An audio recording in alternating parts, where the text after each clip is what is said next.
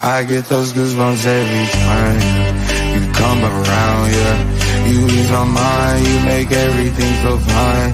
Worry about those comments, I'm way too numb, yeah. It's way too dumb, yeah.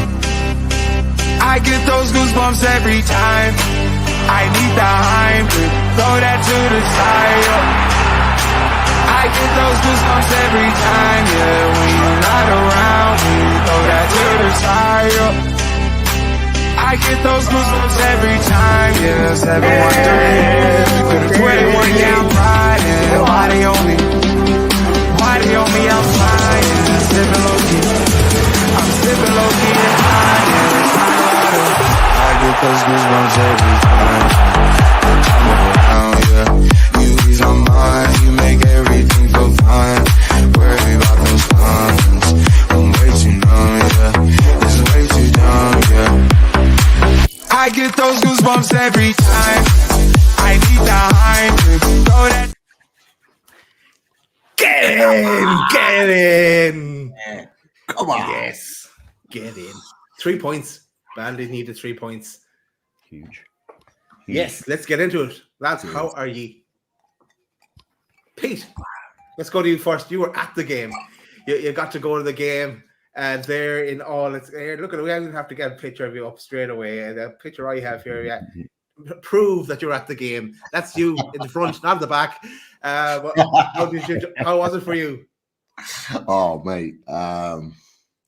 Yeah, two years in a row being at the City Ground for just a great game. Always a great game when you get 3 points. Doesn't matter how you get it. Always turns into a great game. But no, great to be there. Fantastic fan base. Someone put in the chat, put it on socials actually when I put that picture out, saying telling Chris Hall to put his shirt back on. See that? I like that. Yeah. But no, it was great. Great game. Well, maybe not to watch, maybe for the neutrals, but great game because we won and we got the all-important 3 points. And that's all, for me, that's all that mattered going into this. Look, we'll cover all the game. I'm feeling great right now. Cheers to everyone on the Sunday evening. 3 points in the bag. Eddie Howe's top 7 mags. Come on, bring it on. Cheers to everyone on a school night. Chris, how are you getting on? I'm good, mate. Yeah.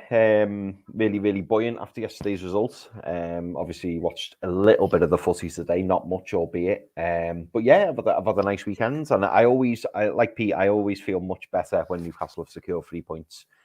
So I am in a good mood. Looking forward to talking about the game because there was lots of ups and downs. But yeah, massive 3 points for us, and now we go into Bournemouth full of confidence. I think at the weekend. Let's keep that run going.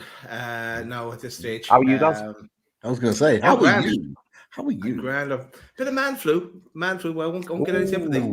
Yeah. Well, you will eat that. We'll give you sympathy. Yeah. Oh, yeah. Okay. Great. Bring it on. Yeah, you're right. Sympathy with you guys. Never happen. Let's get into that game. Right, please. Right. Let's talk about the game. That's why people are giving up their Sunday evening to listen to us rabbit on about the game as the people flood into the chat. Welcome to Load of Mag NUFC. To activate the chat, if you're new, hit that subscribe button and smash that like button as well. Yes, Chris on the button as always with that one. His favorite. I'm going to delete that sometime on him. But yeah, hit smash that like button. I think people can do 200 likes. Why not? I think it's more than capable of doing 200 likes. So let's do it. Let's get into the game. Here is the Newcastle team, the lineup. The big surprise is this man. That man in the picture. Hang on, it wouldn't be the same without the music. Flash! Savior of the universe! Yes, Flash with the miracle recovery out of the boot and onto the pitch. That's what we wanted. The other big talking point as Burn started. 93% of the people in our chat during the week said they wanted Tino to start, but Burn started. We all kind of knew that Eddie wasn't going to bow on that one. So Burn did start. And my question, I wrote it down at the start of the game, but I know the answer now was, why Miggy? Why didn't Murphy start? But of course, Murphy, I think, had got a knock or something, or in the warm up or something like that. It came out after the game. But lads, your thoughts on the team? Pete, we'll go to you first. Yeah, the big shock, as you mentioned, Anthony Gordon walked away from St. James's Park on Saturday with a moon boot and on crutches, and then rocking up, started not just in the squad, started for Newcastle United. That's the big shock for me. Everything else is as you were. As I said to you boys, when the news kind of started to filter out, never ever believe Eddie Howe in a presser. Never ever believe what Eddie Howe says in a presser, because you just need to take it with a pinch of salt, because it could have quite easily been Isaac starting yesterday, or Joe Willock. So it is what it is. But great to have him back. We needed him. For me, I don't know about you boys, but it gave me a boost. It gave me a boost going into the game, knowing that Gordon was playing, not just playing, that he was starting. I was there driving to Nottingham as the kind of the team sheet as you put on came out. Everything else was as I expected it to be. Wilson starting, the midfield as it was, the back four as it was. Although we kind of said on away days, Chris, to a point, we thought that Livramento should start, but we kind of expected Byrne to start. Yeah, it is what it is. We will get into that in a second as we talk through the game. Also, yeah, we have to get Jordan to just ask the question. Eddie, why do you keep lying to us in this press conference? That's the question he needs to ask. I'd love to see him do that, actually, be marched out then, but no. Chris, I'm going to ask your thoughts on the Newcastle team, and also just flash up the Notts Forest team as well, who took to the pitch. But your thoughts on the Newcastle team, Chris? Yeah. So as Pete said, I think it was exactly as we expected, other than the fact we didn't expect Anthony Gordon to be in the starting 11. We did say we thought it'd be Byrne. I think ourselves, and as you said, Daz, 93% of the other loaded fan base all believed that, Tino Livramento should be starting. But we did have a feeling that Byrne would start. But other than the shock of Gordon, obviously it's great to see Callum Wilson in the starting 11 once again.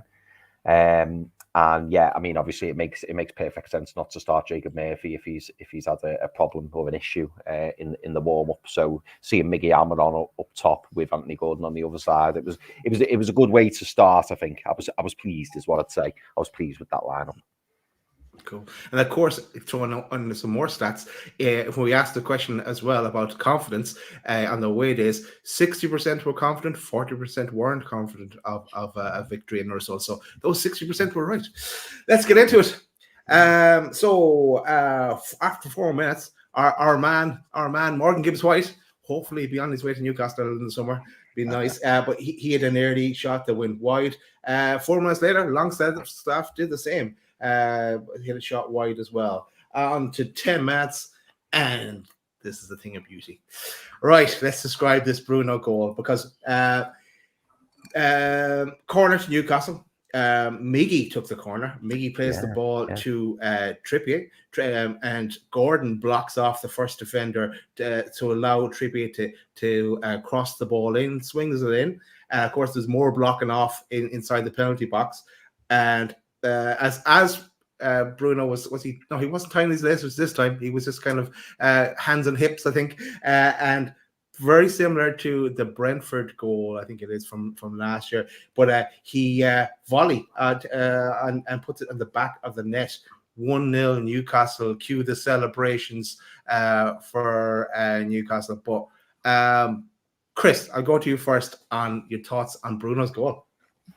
I just thought it was an incredibly well worked goal. I was in the pub watching it with my dad and my brother, and there was a few looks over when Newcastle went 1-0 up, and why we were all so delighted with it. But it was just a great goal to watch. It was a really well worked team goal, as you said, Daz. It was interesting seeing Miggy on the corner. And then Trippier with another fantastic ball, but we know Trippier can do that. We know he's capable of that. But yeah, Trippier with the fantastic ball in. You mentioned Gordon blocking the man at the front post, but Louis Marley as well at the back post did a fantastic job making sure that the left back couldn't get, the right back, making sure that the right back couldn't get over to, kind of intercept Bruno. But I tell you what, and not many people have spoke about it. I've found in anyway in the last 24 hours. But I tell you what, Bruno, it was a lovely finish. It was a lovely finish because he's hit it on the volley. He's had to position his foot a certain way to hit it where he wants to hit it. So it's not your conventional just swing your foot at it and see where it goes. It was a really intentional, purpose hit volley, if I can say that. He's put it directly in the corner so that the keeper doesn't stand a chance.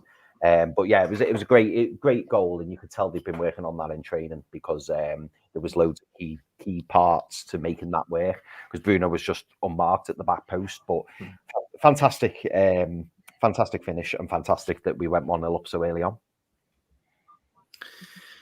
Spot on, Chris. Pete, this would have been the opposite end of the ground to you, and I'm sure you've watched it back many times. What did you make of Bruno's first? I have. 2 or 3 times. I'm not going to lie. I was up till like 3 a.m. watching it back all over again when I got back from the game. It was just a sensational goal. Absolutely sensational goal. From the away end, the reaction was because I think we just had one corner. Matt Sells had kind of tipped it over away for a far corner in the opposite end. And when Trippier's not running towards the ball, the fans in the away end are going, what's going on? And Miggy set up, and everyone's like, "Is that Miggy? Is that Miggy on the ball?" No, it's Trippier. No, it's Miggy. And when you could see that it was Miggy setting up at that point, you just knew. And I said to someone sitting next to me, I said, "There's something that they're working something here," because Trippier takes everything. So when he doesn't, you know something's being worked. But you could see Trippier, he's almost kind of like edging, he's waiting for that ball. And it wasn't the best of balls that was played to him. But actually, I think that not being the best ball actually spurs him into whipping the ball as good as he does. But the finish, someone on Sky mentioned it, maybe not as good, but likeliness to Paolo Di Canio. It really was. There wasn't the kind of like the old bicycle kick in the way that he finished it, but wow, what a finish. Like, to hit any ball like that on the volley with the venom that Trippier put that across, that ain't easy.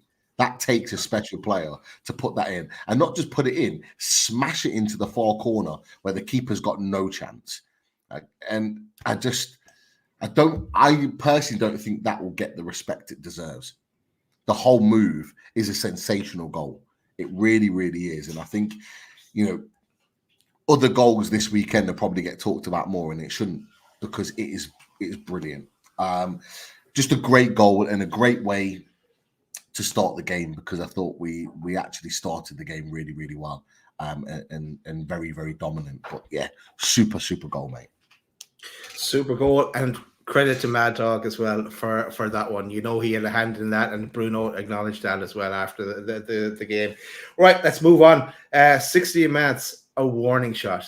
Elanga got in behind Byrne after a wonderful ball by, I'm going to say it again, our boy, Morgan Gibbs-White, future. But yeah, great ball by him. And yeah, a warning that in behind Byrne and one-on-one with Dubravka. Dubravka saved the shot, so we got lucky then on 16 minutes.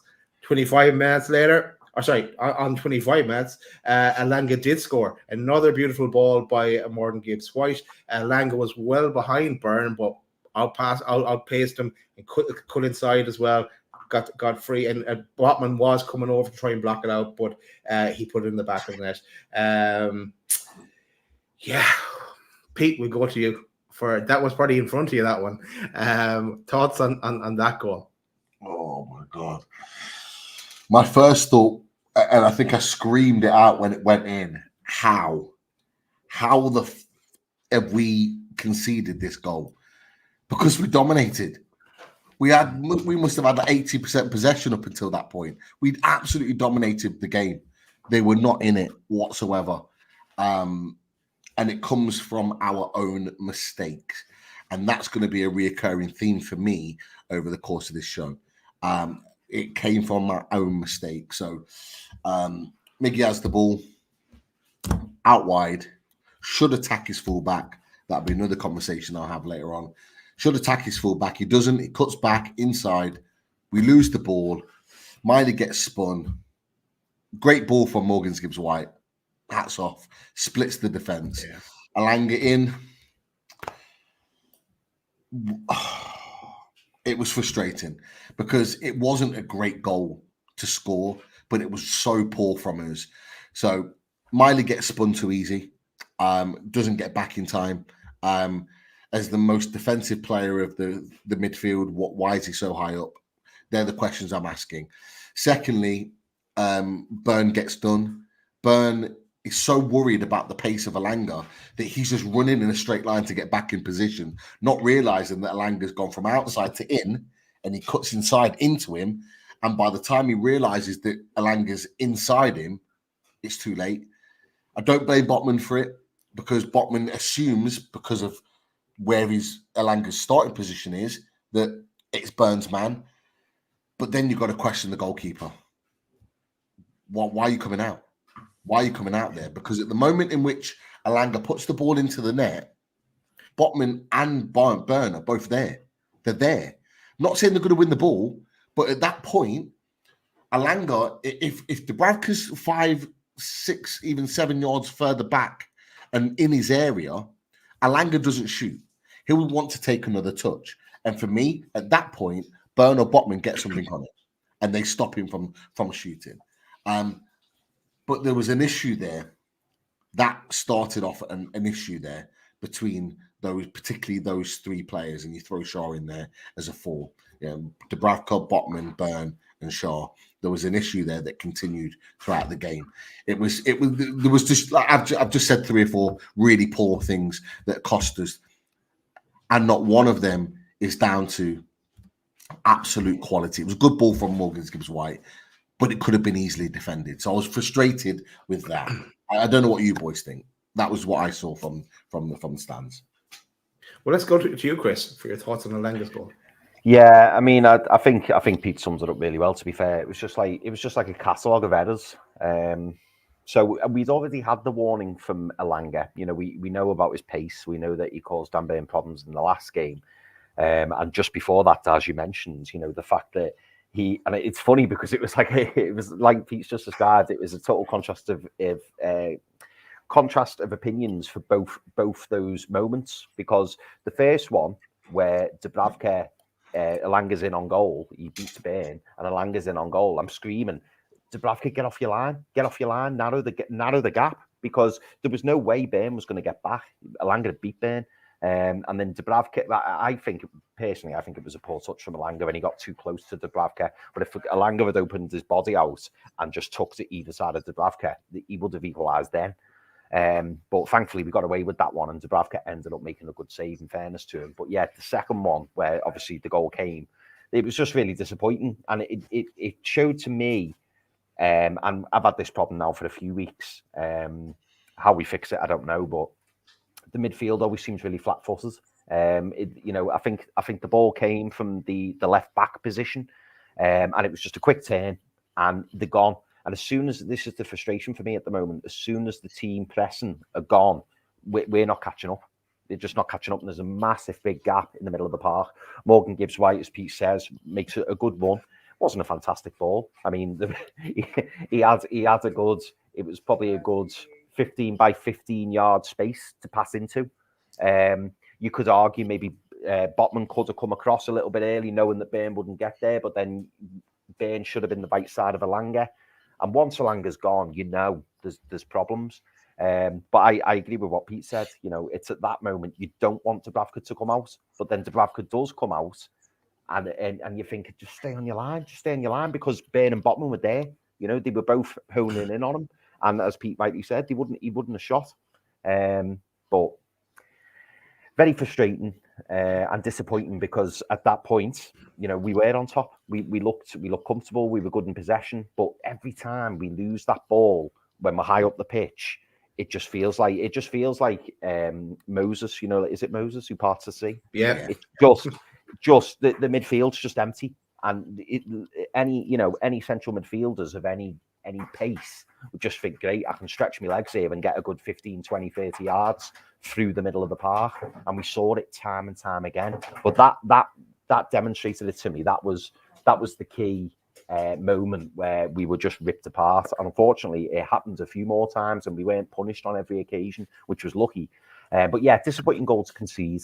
But no one person at fault. Obviously, I'm sure most people will look at Dan Burn for that. But I do believe there was a few people at fault for that goal. Bonus points if you can name that sea. Leave that with you in the chat. Right, but I'm going to make the Red Sea. The Red Sea is the correct answer. Yeah, it's the correct answer. You're the teacher that gets that. You're the teacher that gets that. Yeah, I wanted to ask you boys because someone's put it in the chat.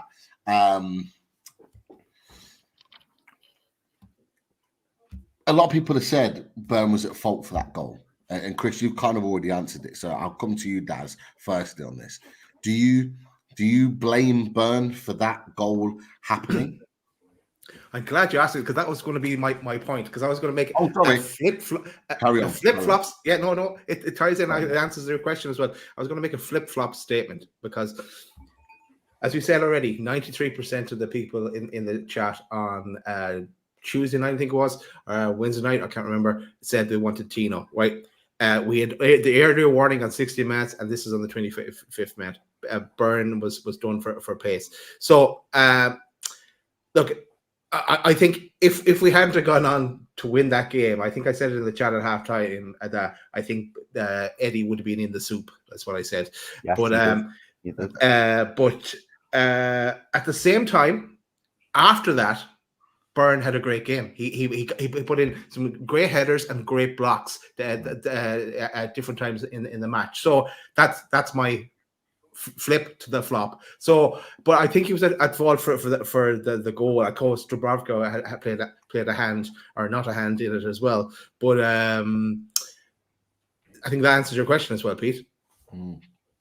It does. And I was going to wait till later on to say it, but I'll say it now just to get it out of the way. I was pissed off on Saturday, and not for the reasons that you may think I was going to say. Some of the treatment from small sections of the fan base in the away end, I thought was horrible. The way they treated Dan Burn. Every time something bad happened, there was small sections. I have to say small sections because the vast majority got behind him. There were some small sections that were just chanting for Tino. I had one lad next to me, one young lad next to me, that like every time Dan Burn did something was like Tino, and I was just like, what? And there was the second and third time there was a few other people like in a couple of rows in front, out wide, that were shouting Tino, and there's a few lads 5 or 6 rows in front were turning around as if to say, what were you doing? And I looked at him and I was like, you know what I mean? Like it was embarrassing. It was embarrassing. The lad is giving everything for the club. We know his limitations. We knew it before we even signed him from Brighton, what his limitations were. Yeah. We knew what we were getting from it. But he's trying. For me, anything that happens to Dan Burn now is not Dan Burn's fault. It's selection, and we've got to be able to select him wisely for certain games. And like you said, Daz, you made a really good point, and I'm sorry if it takes anything away from what we discussed further on. After that point, I thought he had a good game.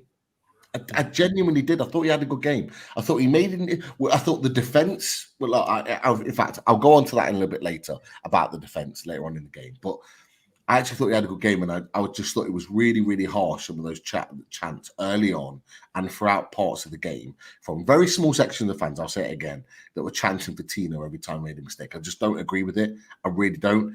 We can have our opinions on here, and people in the chat and outside the game, we can have our opinions on players.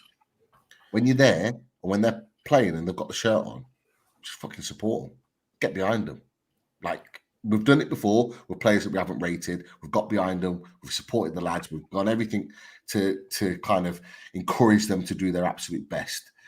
now should be no different. And it really annoyed me. So I wanted to say it because I'd heard it and it was frustrating. And I wasn't the only one that was frustrated by it, because a number of lads in the away end that were as frustrated as I was at some of these chants. It was only small sections, but like they got louder and louder as the game gone on. And I was just like, nah, not for me. That's not me.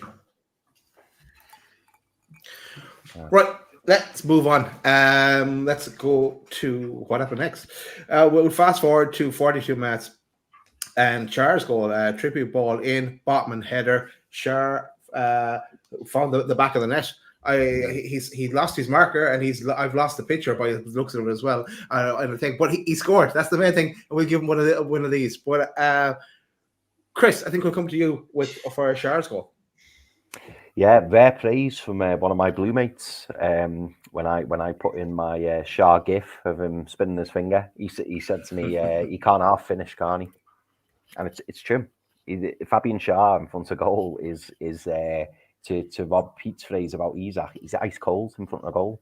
He really does. He knows where the back of the net is, and it's a fantastic finish. I think it was a really, really deep free kick, wasn't it? Just inside our half. I think it was Trippier, like you said, Daz. And then it goes near the 18-yard box. Little bit of bouncing. It felt like it ricocheted. It felt a bit like pinball. I say that quite a lot, but it felt like it was pinballing a little bit. And then Sven Botman heads it over. And then Schär, he could have lashed at it, but he didn't. If you see the replay, he actually just waits for it to land where he wants it to land, and then he just fizzes it. And it was a great finish. Really, really great finish. Nice. And I'm getting used to seeing this now, and I kind of want to see it every game. I just love Fabian Schär. He's slowly turning into one of my favourite players, because he oozes class, and he constantly churns out these really, really good performances. And I'll tell you what, when he's not on the team anymore, or if he gets replaced, or if he leaves, we won't half miss him, because he's a really, really good centre-back. And I hope in time to come we look back on Fabian Schär, when we're talking about like our best defence ever, and who's your top 11. And I hope he comes into the conversation, because he was a fantastic sign. And when you think we picked him up for 3.5-4 million from Deportivo La Coruña, and he's been excellent. Played in a very poor Steve Bruce team, and then since forgot the name of our manager then. Since Eddie Howe's come in, he's been fantastic. He really, really has, and he's been one of our top performers. So pleased he signed a new deal, and really, really good goal. 2-1 up. really good goal. 2-1 up. And without putting any spoilers out there, Daz, at this point, I was like, my God, we needed that goal. It'd be great going in 2-1 up at half time. That's all I'll say. Yeah, it would have been. Yeah. Pete, your thoughts on Schär's goal? Superb finish. As Chris has mentioned, great finish. We were causing some problems in set pieces. We really were, and I was interested to see after the game, when I was watching the game back. Sky put it up actually, and Forest are the worst for set pieces. I think they conceded sort of like 13 goals from set pieces, which is the worst in the league, or close to. They were certainly at the top. And whenever we were putting the ball in, we were causing havoc in there, because we've got big, tall, physical players. But look, bit of a ping ball situation, but a great little spot. The two centre backs linking up. Botman with the assist. Who would have thought it? The little flick across to Schär, but it's what Chris says. It's the what catches Matt Sells off guard is the fact that he hits it on the half volley. So he waits for it to drop, and as soon as it hits the ground, bang, he punts it, and keeps it low and just drives it in the corner. Anyone that's played in goal will know you can't prepare for that. You can't prepare for those quick half volley strikes, because if they're caught right, they'll just smash into the corner. We were just directly on the angle for that to hit the back of the net, and it was carnage in the away end. I'm not gonna lie, it was absolutely mental. I'm suffering today. My knees, my calves have taken a bit of a banging from that, but we went absolutely mad. Keys are all good though. I was going to ask you. Zip pockets, yes, zip pockets. So the keys are all good.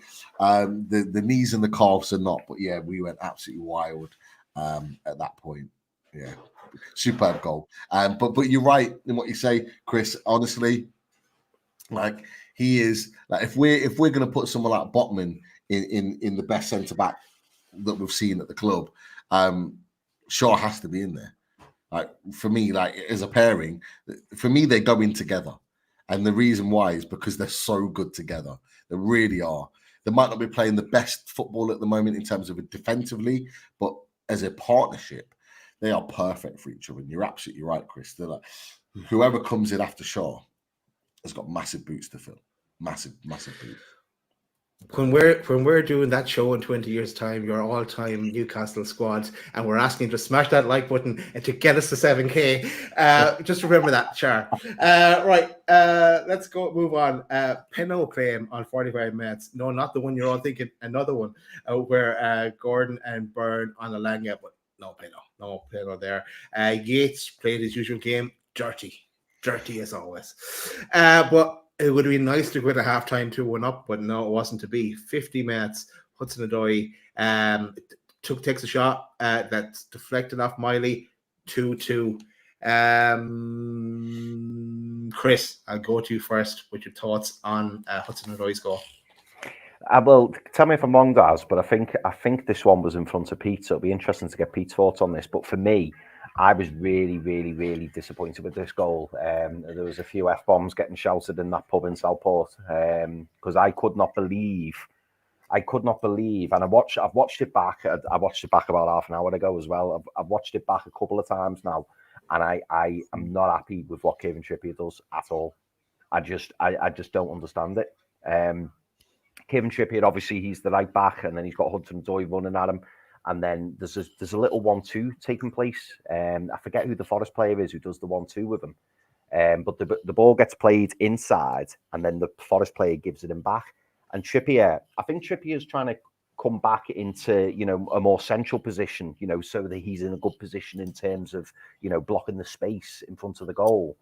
But it's like just follow your man, and make sure you're following where he's going. And he just leaves Hudson-Odoi, and it just gives him the opportunity to get a shot off. And then secondly, he strikes the ball and then it hits Louis Miley, and then there's not really a lot Dubravka can do about it. But even with Louis Miley, it's one of them, and it's like, come on, mate, you've got to be a little bit more full-blooded. If you're going to block the ball, like you've got to try and make yourself big. We see Botman do it all the time. Botman's got his hands behind his back and he's trying to throw himself in front of the ball. Now, I don't want to be too critical of Louis Miley because he is only a young lad and he's still learning his trade. But I was really disappointed with this goal because if we'd gone in 2-1 at half time, I think it would have been a bit more of a more comfortable second half. That's I was at half time. I'm thinking, oh my God, what's going to happen here? I mean, as it turned out, it all turned out for the best. But I was particularly disappointed with Kevin Trippier for that because, if you've got a man running at you and then he gives the ball to someone else, you should follow your man. Maybe I'm just thinking of my five-a-side rules, I don't know, but you follow your man. Make sure you've got your man and then it blocks out, the potential return pass. And like I say, it's one of those.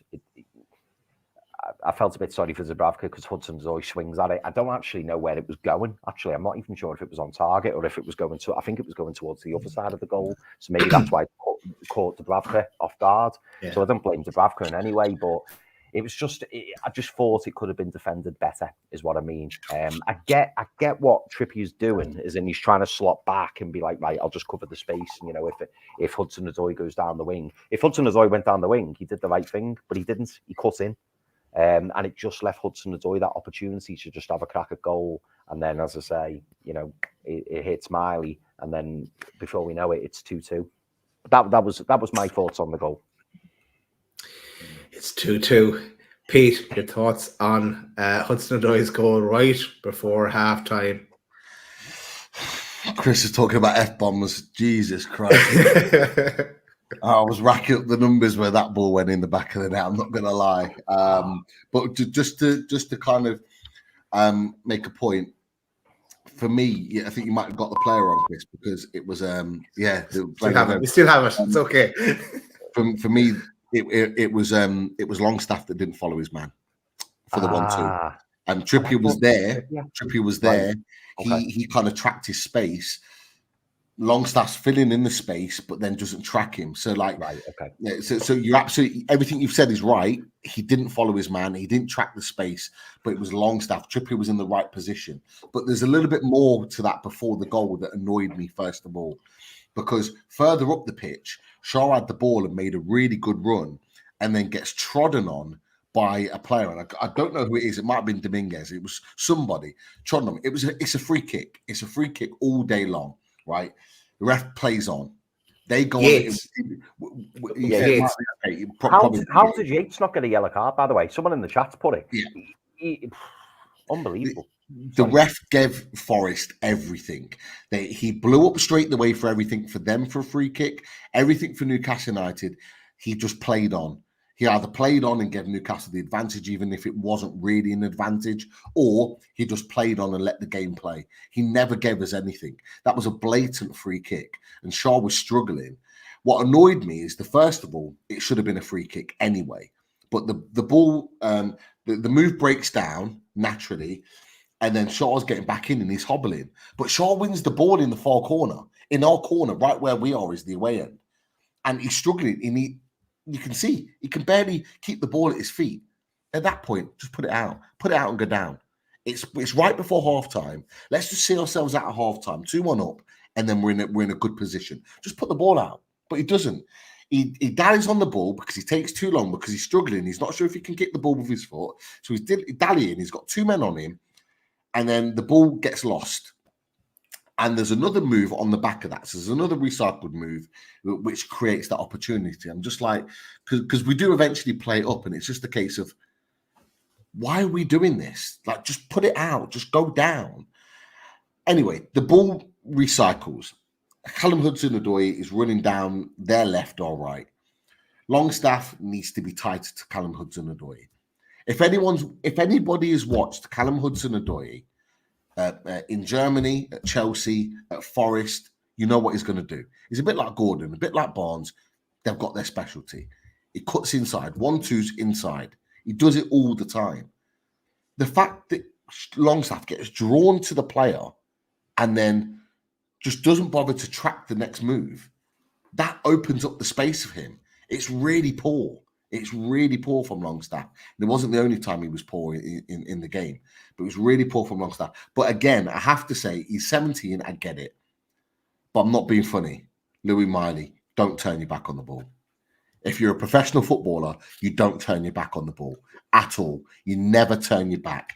I'm fine if you're in position and you're standing there, but I'm telling you now, if he stands up, he takes that ball in the chest, in the head, in the face. I don't care. Take one for the team.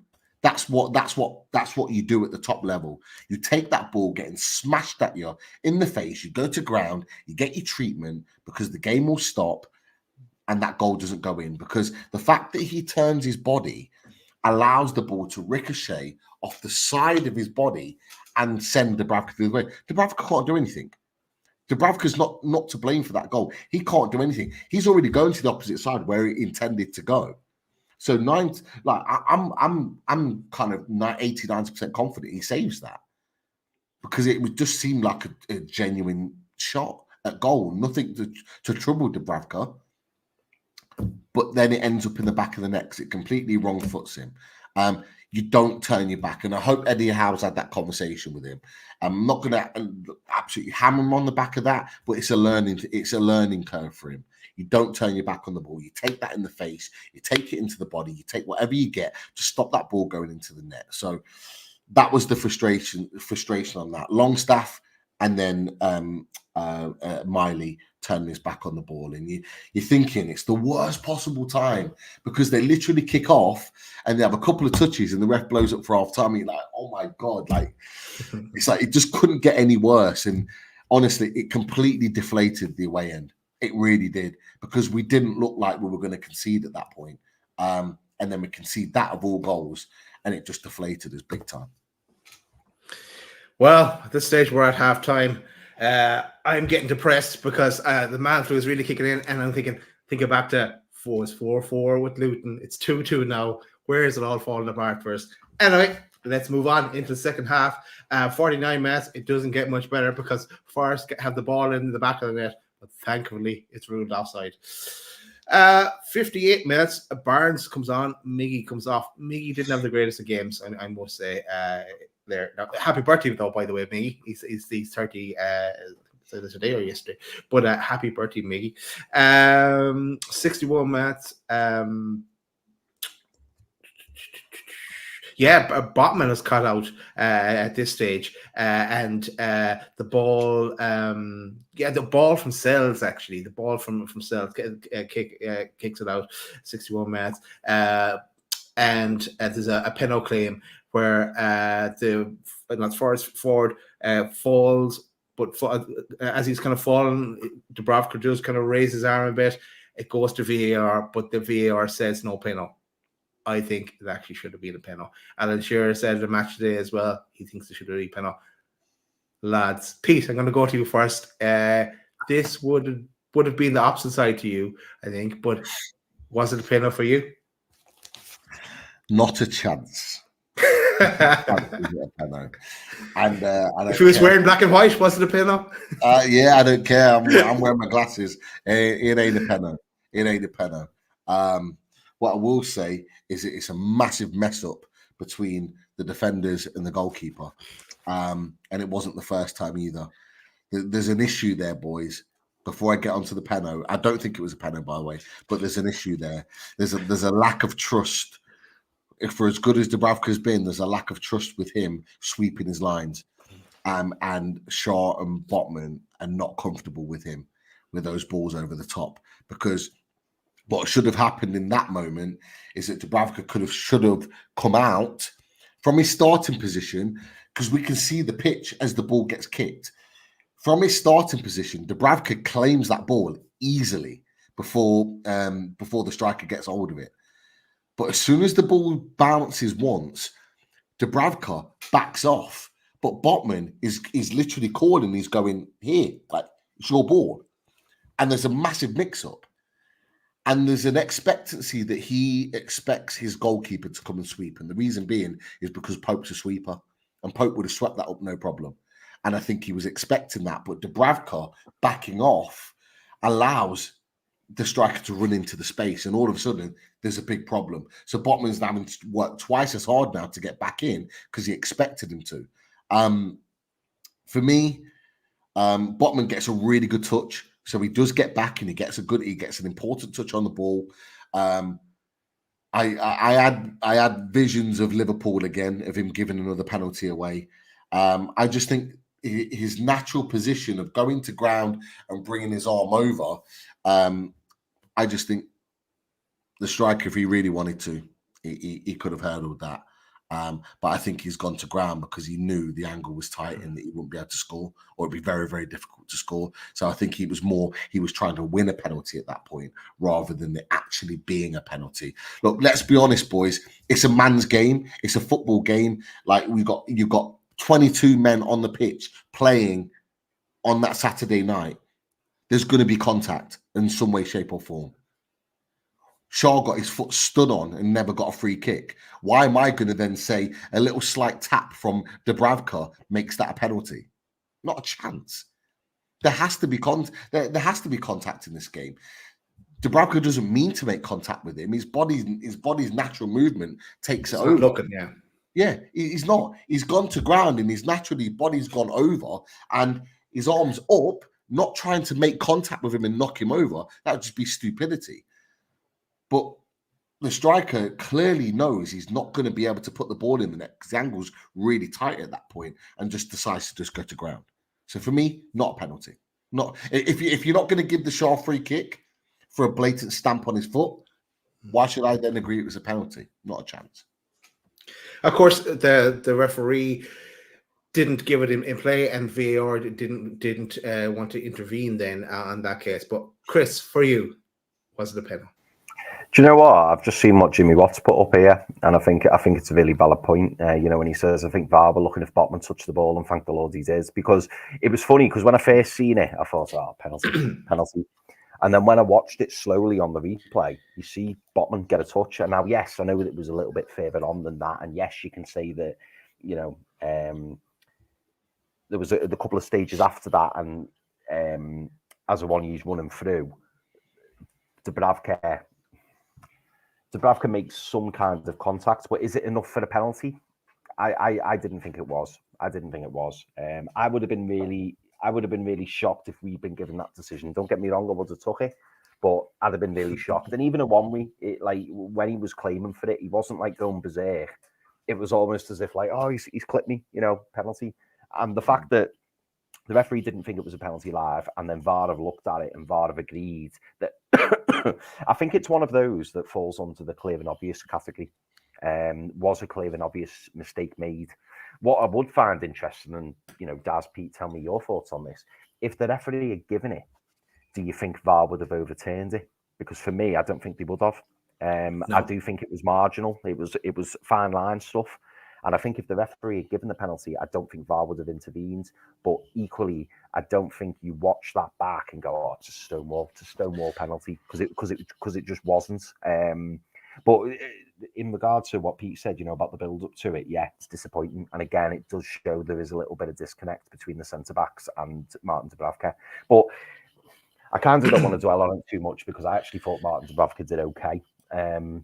You know, at the weekend, I thought he was all right. He made some decent saves, and there was a couple of goals that like he couldn't have. Well, I say a couple of goals he couldn't have done much about.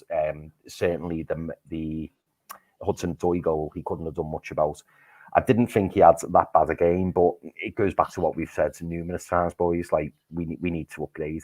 There's no doubt we need to upgrade in the summer, not just on Dubravka, but in Pope, in my opinion. I think it's time to go and buy a big boy for the number one shirt, in my opinion. But yeah, I'm glad it wasn't a penalty. And if you push me on it, I would say it wasn't. And always a good sign when the lads aren't levering me over it. Maybe they felt the same as well, because I'm sure if they thought it was a penalty, they'd have been straight on the blower, but they weren't. So. The other thing is that it could have been a match of the day. They were saying as well that because the goal kick from Matzels,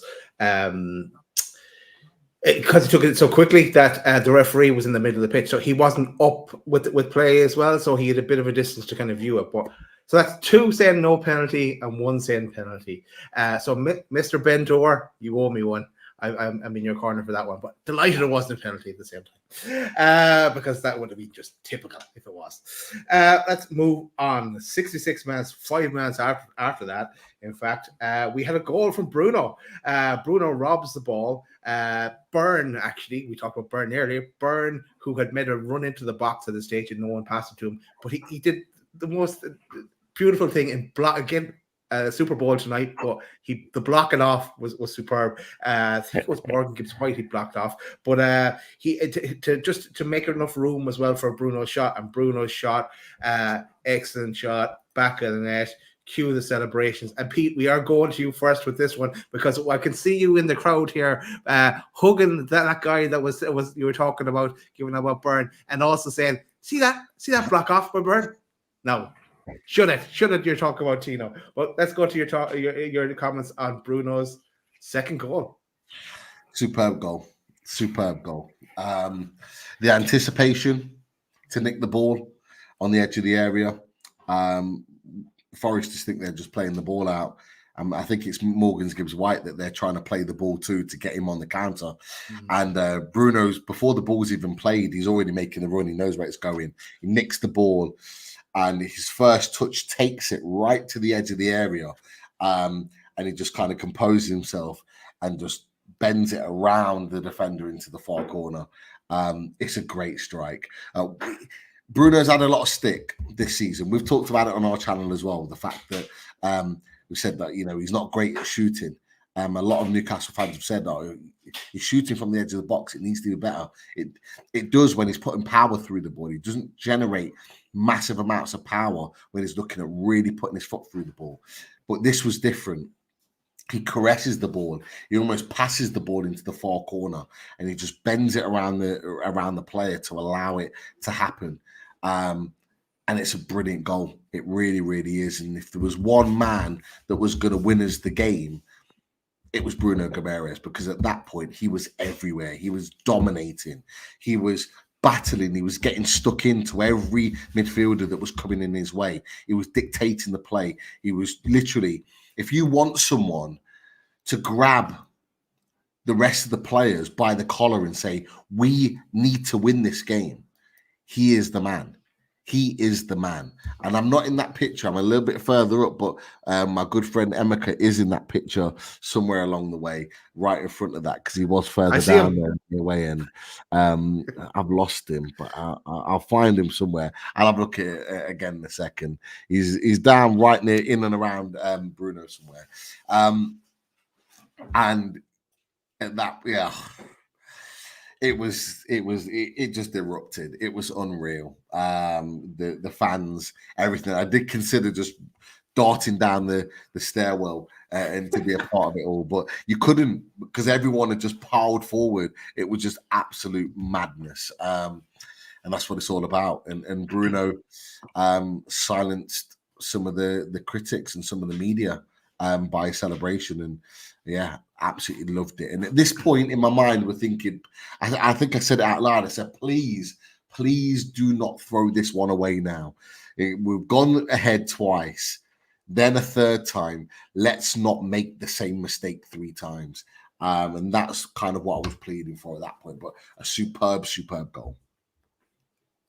Chris, get your thoughts on Bruno's goal, but were the Kinder Buenos on Bruno at that stage for you? Yeah, no, it just it topped up a fantastic performance, didn't it? And yeah, it was great. I mean, he wins possession higher up the field, which is where I think we've all acknowledged that's where we want Bruno to play, certainly long term. But yeah, I think the ball was passed out from I forget which Forest player it was, but they were trying to play the ball into Gibbs White. If Gibbs White had turned Bruno, he would have had the whole of the centre of the park to run into. But Bruno straight in there, cuts out the possession, shuffles across to the right, looks up and buries it. It was a great finish. But yeah, it's funny you're saying, Pete, about him not having much power on his shots. I think we've spoken about that before, haven't we? He doesn't hit the ball that crisply, but because of the accuracy of where he puts it, it's just magnificent. And please don't think I'm putting any slant on Bruno's finish there, because it was a brilliant finish. And I think we all love it when Bruno scores, because he shows so much passion and stuff. But like you, Pete, when we went 3-2 up, I was just thinking, mate, come on, we've got to hang on now. Like if we come away from this game with 3 points, it's a typical Newcastle performance to not go and get the 3 points. So to actually wrap it up and make sure, that we took the 3 points from the City ground, which isn't an easy place to go, it's a fantastic result. Right, but it's not over yet, because 80 minutes, Tino does come on, and Wiley comes off at that stage. 91 minutes, and Morgan Gibbs White headed a shot wide. 92 minutes, Gordon came off, Kraftku came on, but that brought us to a conclusion. It was 2-3, 3 points for Newcastle. So smash that like button. Punch the air, whether you're Pete or Chris behind him, or whether you're Eddie Howe. Smiles all round for all of us. Delighted, and more smiles even in the changing room afterwards as well. And it's been a while since we've seen one of these pictures. I miss these. But yeah, man, the match to Bruno Guimarães, fully deserved. But lads, overall, your thoughts on the game? Pete, we'll go to you first. It was very much a hard-fought win. It wasn't pretty at all. But at this point in the season, it's not about pretty football. It's about getting points on the board. And that's what we needed. Obviously, everyone's deflated slightly with the Luton game. Everyone expected us to win. We didn't. We needed to hit back with a big win. And that was a big win for us. It really was. I was so pleased with the boys that they were able to hold that off. As soon as we went 3-2, in my opinion, arguably, that was probably the best that we played at that point. We looked the most solid and unbreakable in that moment between the goal and the end of the game. I really thought that we marshaled the game really, really well. I thought the changes were right at that moment. Harvey Barnes coming on was an inspired choice. I really did think he made a difference. He made a massive difference coming on the pitch. He looked lively. He looked a threat. He linked up well with Callum Wilson. Tino Livramento coming on just assured and used his pace to really make a difference. And Kraft coming on, he really, even though it was a short period of time, it spelled that we were looking to see out the game. These are the kind of subs I'm looking for Eddie Howe to make in games. It's not about like for like. It's not about giving people minutes or bringing people off at certain points in the game. It's about bringing players on that can end the game there. When we're in a winning position, can we get the players on that are going to get the result? And I was absolutely buzzing at the end of that. And look, we were there 25 minutes after the game, singing, celebrating. I remember doing exactly the same last year, and it really did feel for me like a really important moment in this season. Boys, we've gone 4 back-to-back away wins in all competitions. We have took 7 points out of 9, or something along those lines. We're picking up a good amount of points. We're in a position where we look strong. We're getting players back. We're allowing players to get a rest here and there. And we're slowly starting to build a squad at a moment where, other than Arsenal at the end of this month, I don't fear any other team that we play against between now and the end of the season. Any team other than Arsenal. Let's look at that in a few minutes, actually, Pete. I'll come back to that in a second. And I just think that performance could be the catalyst for a really good and strong end of the season. I was so pleased to see that whistle being blown at the end. And you know what? You put that picture on, Daz, about Eddie Howe. Eddie Howe doesn't do that very often. He doesn't do that reaction very often. But he looked emotional to the point where he knew how much that win meant to us on Saturday night. And he gave the fist bump to really kind of show his emotion on that. Everyone was absolutely buzzing when they came over to us, every single player. And yeah, hopefully that can really kind of kick us on into a big second half of the season. Yeah, that's kind of like I'll pick who I want, have it, kind of a picture there. But Chris, a different question for you. I'm going to ask you, how was this man's audition, and could we see both of them on the same pitch in black and white next season? Yeah, he impressed me, mate. He impressed me. I think when we did the away days, I was quite shocked at Ben's assessment of him, because when Ben Dorr was talking about him, he was saying that, real top talent, and he's going to be a big player for the future, but that he didn't necessarily think he was ready for this big move. But I agree with you, Daz. His audition went well. Pete may be probably in a better position to comment, given he watched him for the full 90. But certainly from what I saw, he looked dangerous. He did look a real threat, and whenever he's on the ball, because he's got that turn of pace as well, fantastic vision. Can really spot a pass, as we saw with the first goal that Nottingham Forest scored. But he looks a prospect. And somebody actually put on X today, which I thought was funny. Do you remember when Gordon had the spat with Fabian Schär, and they were like pushing each other when Gordon was playing for Everton at Goodison?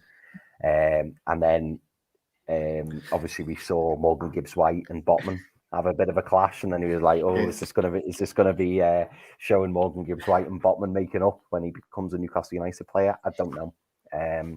But yeah, I was really impressed with him, mate. I thought I've liked Morgan Gibbs-White for a long time now, and I think we wouldn't go far wrong bringing someone like him in the summer, because I think he would improve our midfield tenfold, and he gives us that energy that we're not possessing at the moment. Don't get me wrong, when Joe Linton's back, when Tonali's back, I think, the midfield looks a lot stronger, but Morgan Gibbs-White adds to this squad 100%.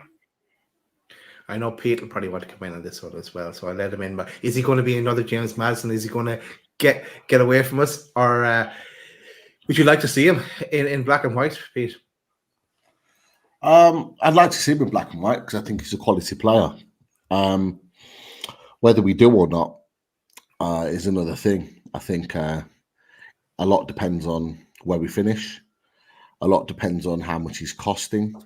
There's a lot of things that will factor into it because I don't think we'll be the only team that will look at him in the summer. Tottenham are already heavily linked with him, and if they get Champions League football, he'll go to them. It's as simple as that. So I'm not going to get too kind of like fixated on him. A little bit like I was with James Maddison, but I knew what James Maddison was about. I knew like James Maddison is a higher tier to Morgan Gibbs-White at this point. So I knew what he would give to Newcastle United if we signed him. But I thought he played well. I thought he did really, really well in a team that wasn't massively progressive, that was very much a counter-attacking team. I thought he tried to get on the board. He tried to make things happen. He is very much the full package. Is Morgan Gibbs-White. He's very elegant on the ball. He's got pace. He knows how to press well and work hard. He's got a good pass on him. He can create. He can score goals. He is the full package, and he's still extremely young. And I think there's a lot that he could offer in this team. I really do. But for me, Bruno Guimarães, who played in exactly the same position as Morgan Gibbs-White did, was 3 levels above. Bruno Guimarães was by far a much better player and performed better. However, if Morgan Gibbs-White was in this Newcastle United team, he would have destroyed Nottingham Forest. Like him and Bruno together would have destroyed them as a midfield pairing alongside maybe a Tonali. Like Tonali, Bruno, and Morgan Gibbs-White would cause a lot of problems because all 3 are creative, all 3 are all action. Tonali and Morgan Gibbs-White have got the pace to protect Bruno, to allow him to go and do his business. I think that would be a really, really useful midfield 3. But I'll go back to what I originally said. I'm not going to get too heads up on him because the summer's a very different window to January, and we had a slight window where we could pick him up. And the only way I can see us getting him definitely is if we sign him straight after the season, before July the 1st, when the new 3-year rolling money comes in for the profit and sustainability. That's the only way I see it definitely getting him. But not to put a slant on it, he played well, but we had better players. Simple.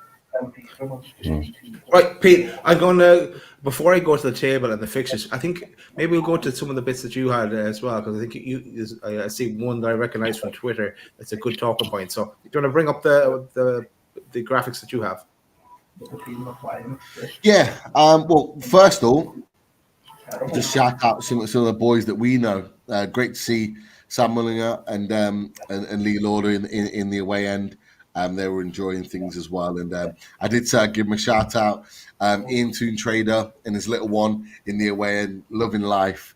Sorry, I didn't recognize you straight away, but when we see people in the chat, there's not a picture there that it's hard to kind of like see like the page to the name. But it's great to meet Ian Toon Trader in the away end, and great to celebrate that afterwards. But I touched on with regards to Newcastle United and Martin Dubravka.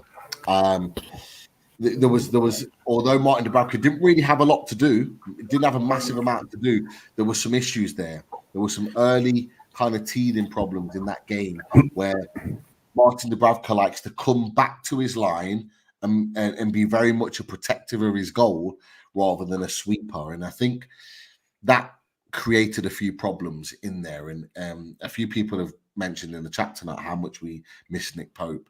And Nick Pope is looking like mid-March he's going to be back. And for me, it can't come soon enough because although Dubravka's done the job, like this here that Sky Sports put on there, that's massive. Like before Pope's injury, you look at that, and we were the top in terms of goals conceded. We had the best defensive record as we had last season up until the point he got injured when he played against Man United at home. So although we're in our moments of lots of injuries, we were still actually really hard to beat and hard to score against at that moment in time. But you look at what's happened since then, and you look at the goals that we've conceded, that for me tells its own story. Now, the reason why I say that is because you've got Trippier, you've got Shaw, you've got Botman, you've got Byrne, you've got Livramento. We've got the defence that are there, but having Dubravka in goal, something's not right. There is a clear issue there with regards to the understanding of what the defense want and what Martin Dubravka wants as a goalkeeper. And Chris, you talked about getting a brand new number one in the summer. Whether we do that or not is a different question. It's going to cost a lot of money if we go and get a new number one. But for me personally, I think at the very minimum, we'd move Martin Dubravka on, and we get at the very least, we get a number two. If we don't get a number one, we get a number two to come in that plays the same way that Nick Pope does. Like, we are playing a style of football that needs a sweeper keeper. Martin Dubravka's not that guy. He's a good shot stopper. He's not a sweeper keeper.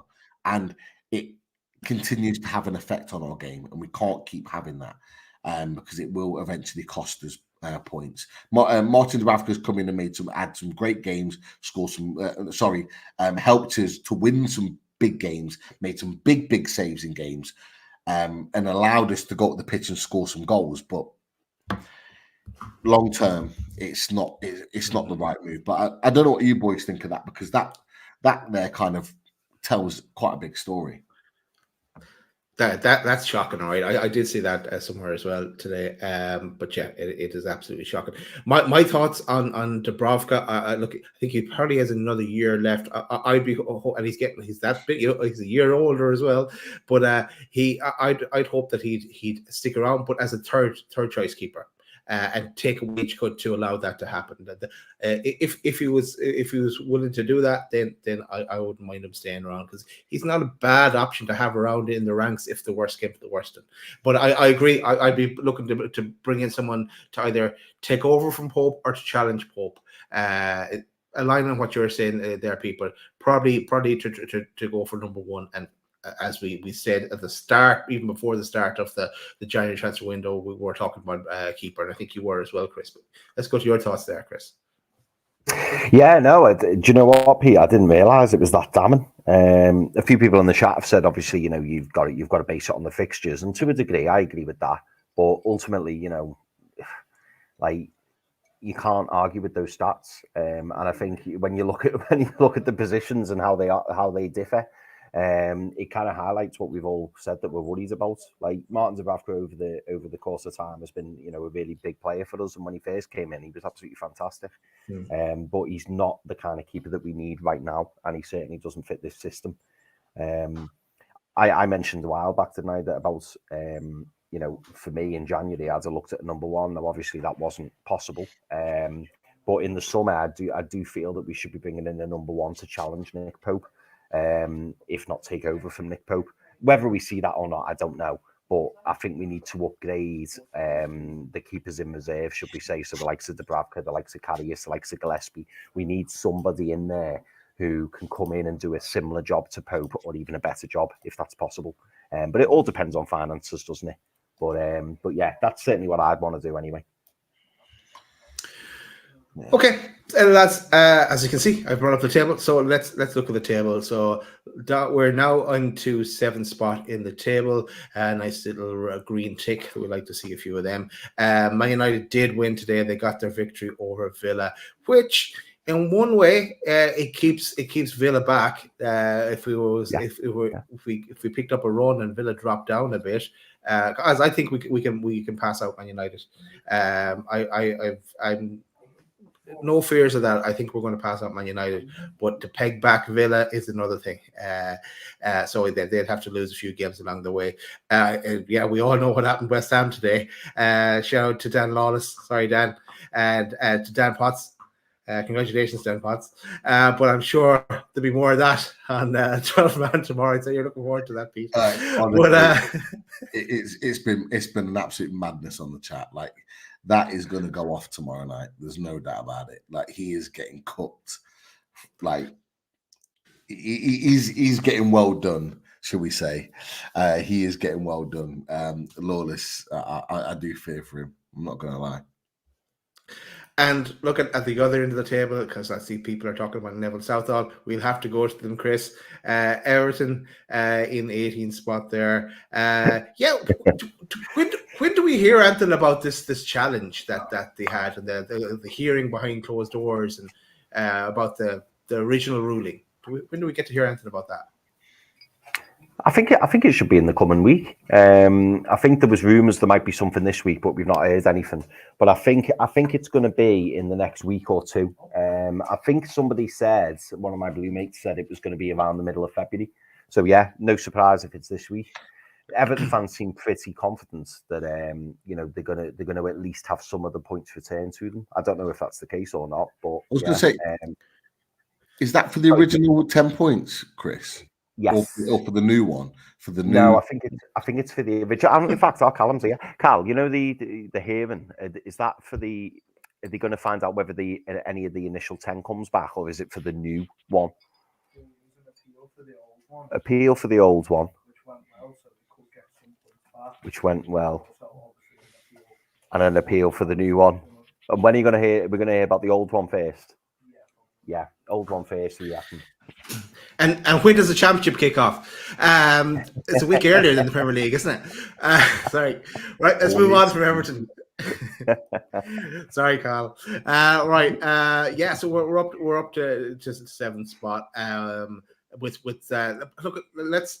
I have a question for you, lads. I'm going to move to the question, the fixtures next. Right. Stop sharing the table. I want to ask you the question now. Here is, for me, I want Bruno to get a yellow card against Bournemouth. There's a reason behind this. So, Bruno, we know he's sitting on 9 yellow cards. It's like 7-8 matches or something he'd have to go with without getting a yellow card to avoid a 2-match ban. That's not going to happen. He's going to pick up. So if I go to the fixtures, share that now. 1 sec. And I want to show you the fixtures that are coming up. Here we go. Can you see that? Might make it a bit bigger. Right. Oh, that's okay, mate, yeah. Yeah. If Bruno was to pick up the yellow card against Bournemouth, that would mean he would miss the game against Arsenal and Blackburn. I checked it out.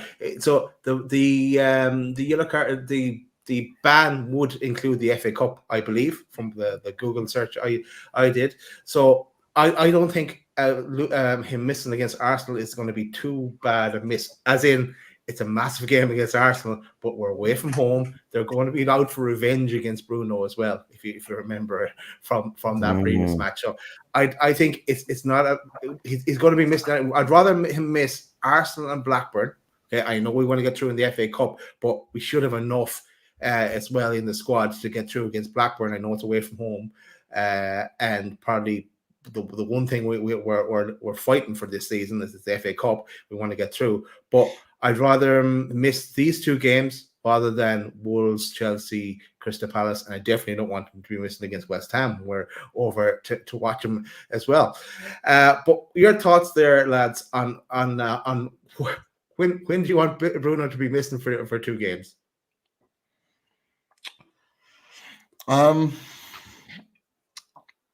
Eddie Howe will tell you he doesn't want him missing any games, which is the standard response for him. But I actually think the smart move is Arsenal and Blackburn for the games for him to miss. Arsenal is going to be a tough game regardless of whether Bruno plays or not. Yeah, I'm not overly bothered about that. I think we can still go and cause them problems, but I think Arsenal and Blackburn are the 2 perfect games for him to miss. I would be shocked if he didn't pick up his book in there just to get it out of the way. For me, Blackburn, they've just lost their manager. They're in a difficult moment. Willock, I would expect to be back in the squad on Saturday against Bournemouth, in my opinion. Elliot Anderson possibly as well. I think we might then have enough players to kind of get through those 2 games that could play in midfield. Maybe not, obviously, not doing the levels that Bruno Guimarães produces, but I just think we just need to get through those 2 games, and they're the perfect 2 games that we still beat Blackburn at Ewood Park without Bruno Guimarães. If we can go to Old Trafford and do that, there's no reason why we can't go to Ewood Park and do the same. But then you look at those rest of those fixtures, Daz, and as I've said to you before, you want your best players for those games. You got Wolves, Chelsea, Palace, West Ham, Everton, Fulham, like they're massive games where if you got all your players fit, you can pick up a hell of a lot of points there. And you want Bruno Guimarães playing in those games. There's no doubt about it. So for me, yeah, 100%. I'd want him. I want him unavailable, should we say, for the Arsenal and the Blackburn game. How about you, Chris? Well, I've just seen it. Paul McCoffey here has just said in the chat, yellow cards in the Premier League does not count towards either cup competition. Only red cards affect both.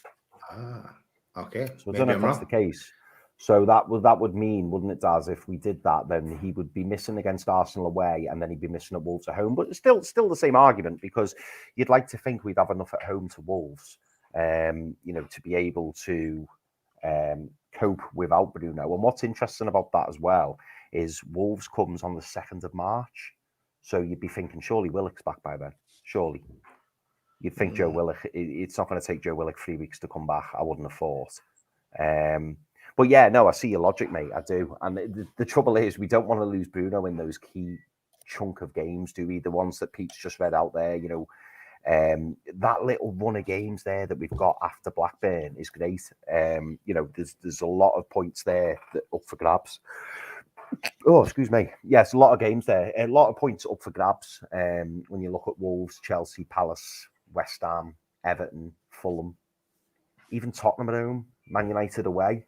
Hopefully, if we're on the coattails of Tottenham and Man United by that point, it'll just pardon the pun, it'll spur the players on even more. Because if we're in and amongst it, it cranks the pressure up a touch. But it just goes to show what a fantastic opportunity we've got in this second half of the season.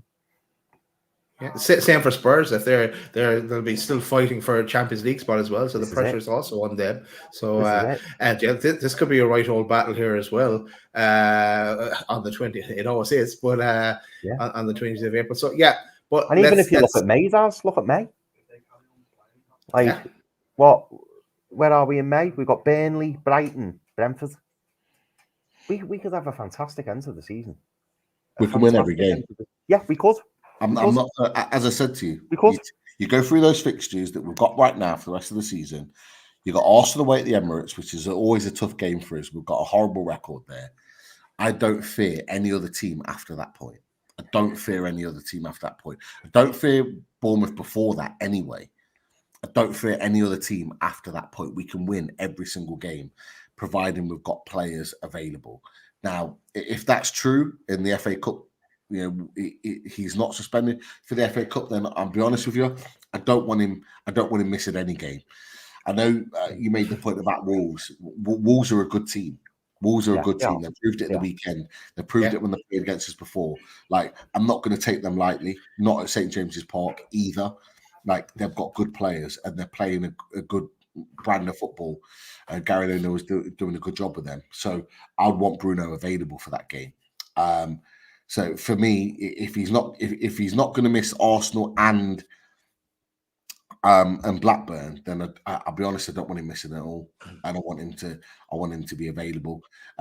What I will say is that his position that he played in against Forest may well allow him to not be in a position where he's likely to give a yellow card. True.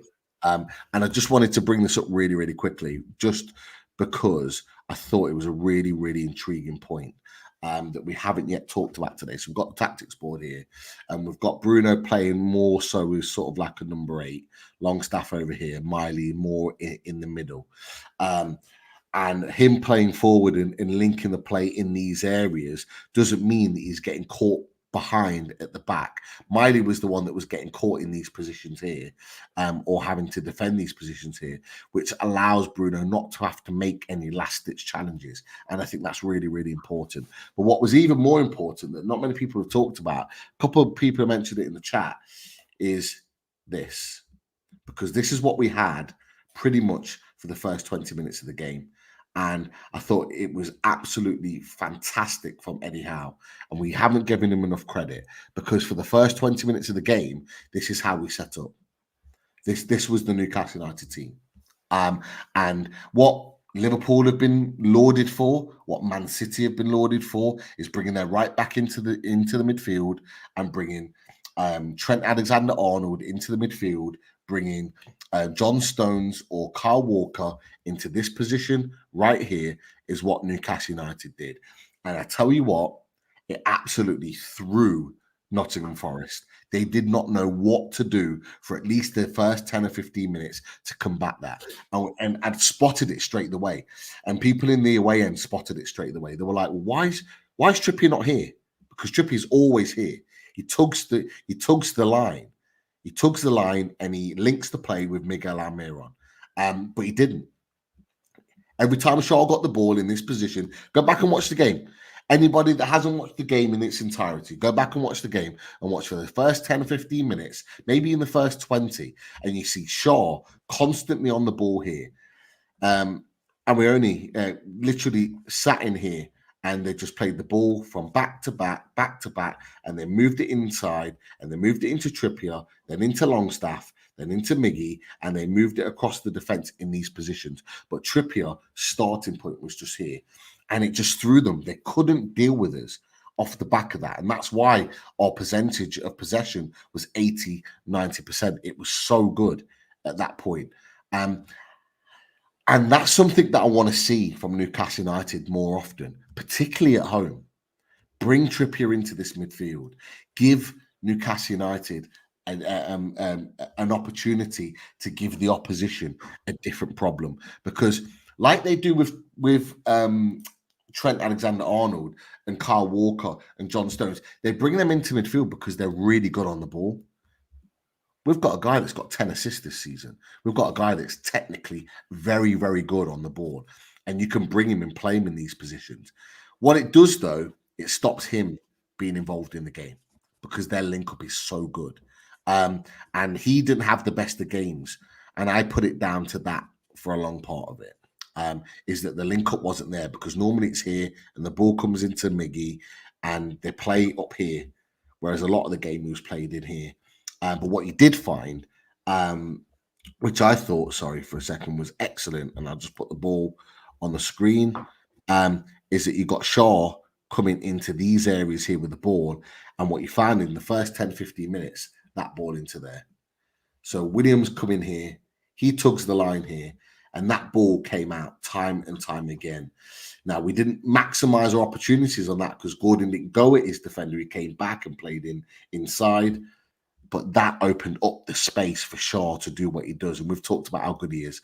We want to get him on the ball as much as possible. And Trippier allowed that to happen. Don't know if you noticed that, boys, but it was just something that I observed in the game. And just going back to Bruno Guimarães playing in these pockets here, he's not being asked too much defensively in these areas. So therefore, he might well be less likely to pick up a yellow card. I could be wrong.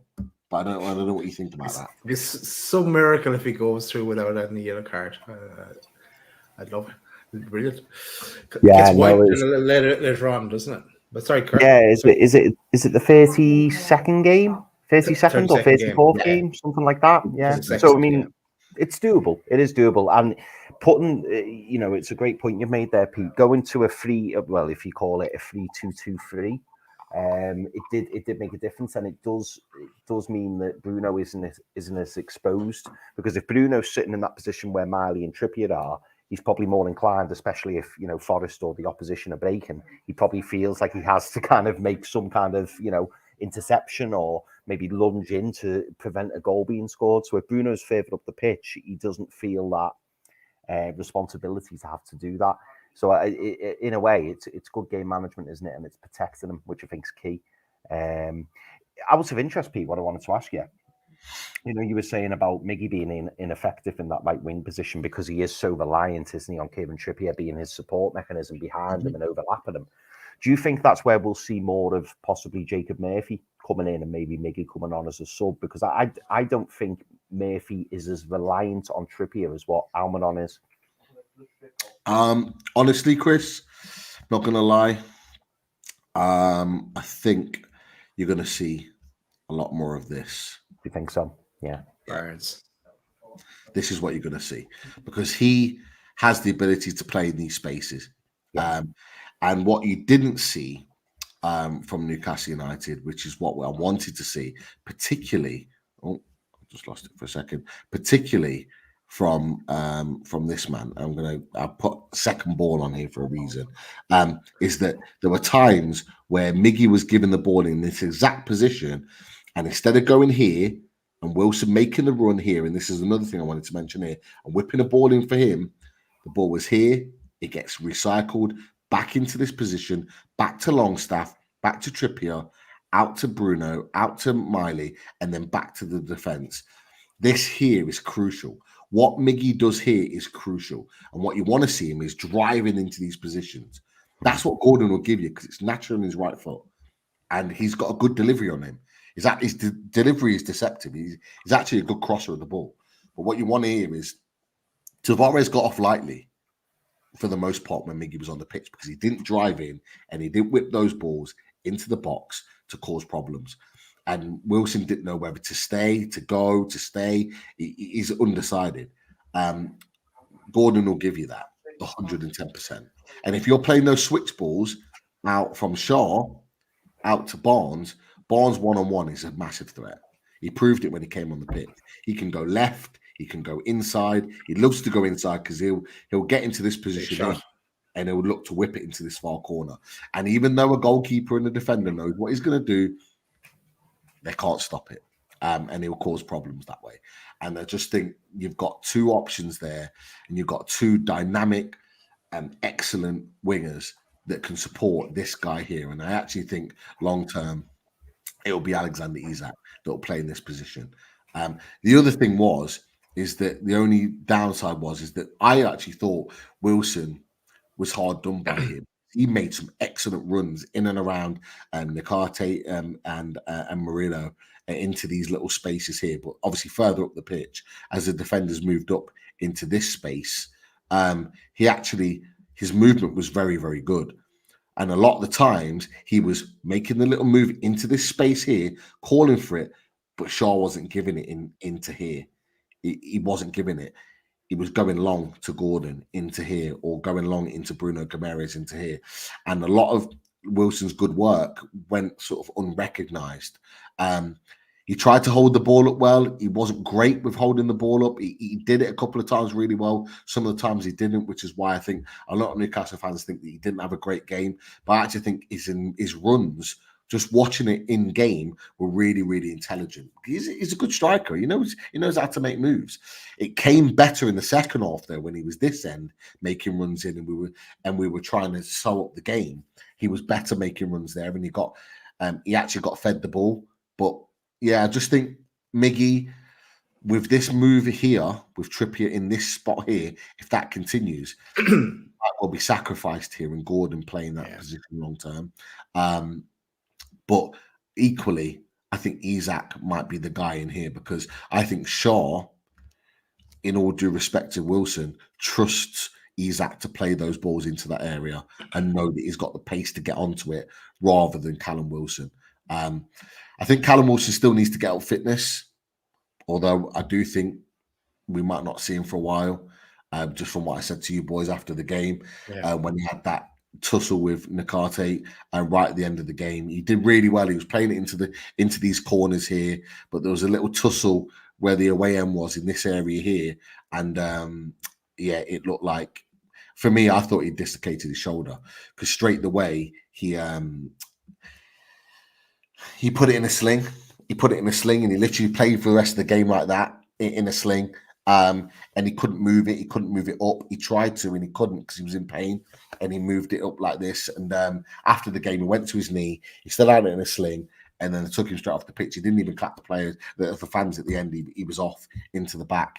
And your picture, Daz, I don't even think he's in that either. Which I'm not sure.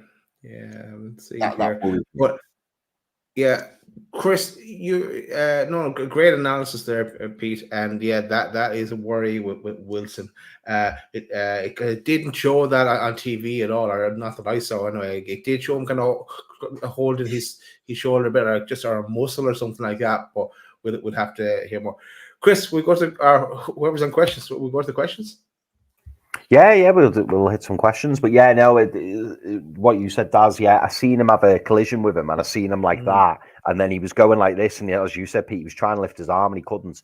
But then Sky didn't really focus on it, so we didn't see obviously what you saw, and obviously with him not being in that photo at the end, it's not looking good. Right, let me see. Oh, I'm gonna come to this one because it's just come in. Ian Barron says, "Question for Pete. I bet you loved Subbuteo football back in the day. Memories." I was just responding to. I was about to say. I was about to say I absolutely loved it. I couldn't play it with Lee though because like he just cheated. He cheated, and I don't know, just smashing the whole thing up and going mad. But we did. We couldn't play with any other team than Newcastle United, so we had like 2 black and whites, but we had to like put a little like colour on it to distinguish between the 2 teams because we refused to play with anything else until he got his PSG one. Until he got his PSG, that was it. I was Newcastle, he was PSG, but we loved it. And actually, somewhere in my dad's house, I think we've still got it. We never got rid of it, so I think it's somewhere still hidden away in the attic somewhere, the old Subbuteo sets. You have to go looking for it, mate. You have to go looking for it. Mike Gents at the very start of the show, and this is a really good point. Evening, gents. I'll get this one out first tonight. We're only 5 points behind where we were last season. Amazing achievement considering the players not available. What was your boys' thoughts when you heard that? Because I was quite surprised when I heard that, when they said, "Oh, you're at Newcastle at this point last season are only 5 points worse off." And with the fixtures that we've got coming up, does that give you some positive thoughts? Daz, go to you first, mate. It does, and it is surprising because after the season we've had the roller coaster season we've had, of course, last season was all highs really, or seemed that way. Apart from the going to the cup final and the Pope getting sent off, blah blah blah. We all know what happened next. But at the same time, each game we're still dropping a player every game. It looks now like Wilson could be potentially go missing. We don't know the full extent of it yet. Like last week was Gordon, but Gordon made a miraculous recovery, as we said, and Joe Linton the week before. You know, it's and Isaac and blah blah blah. It's one like who are we going to lose against Bournemouth, or will it be Bruno and the yellow card, and we lose him that way? So. It's inevitable the way the season's gone. We're going to be down another player come to the game after that against Arsenal. But yeah, no, great to hear that we're only 5 points behind where we are, where we were. So there's still hope and there's still life left in the season. What about yourself, Pete? I think it's something positive to hold on to, for sure. I just think that the top teams, the top 4 or 5, are ahead of where they were last season in terms of like the points. So, for example, where the teams in certain positions, like for example Villa, they're on 46 right now, but that team in that same position wasn't on that sort of number last season. So it's hard to kind of judge it. We're only 5 points off what we were last season, but some of the teams in the similar positions that we were last season are further ahead in terms of the amount of points they've accumulated.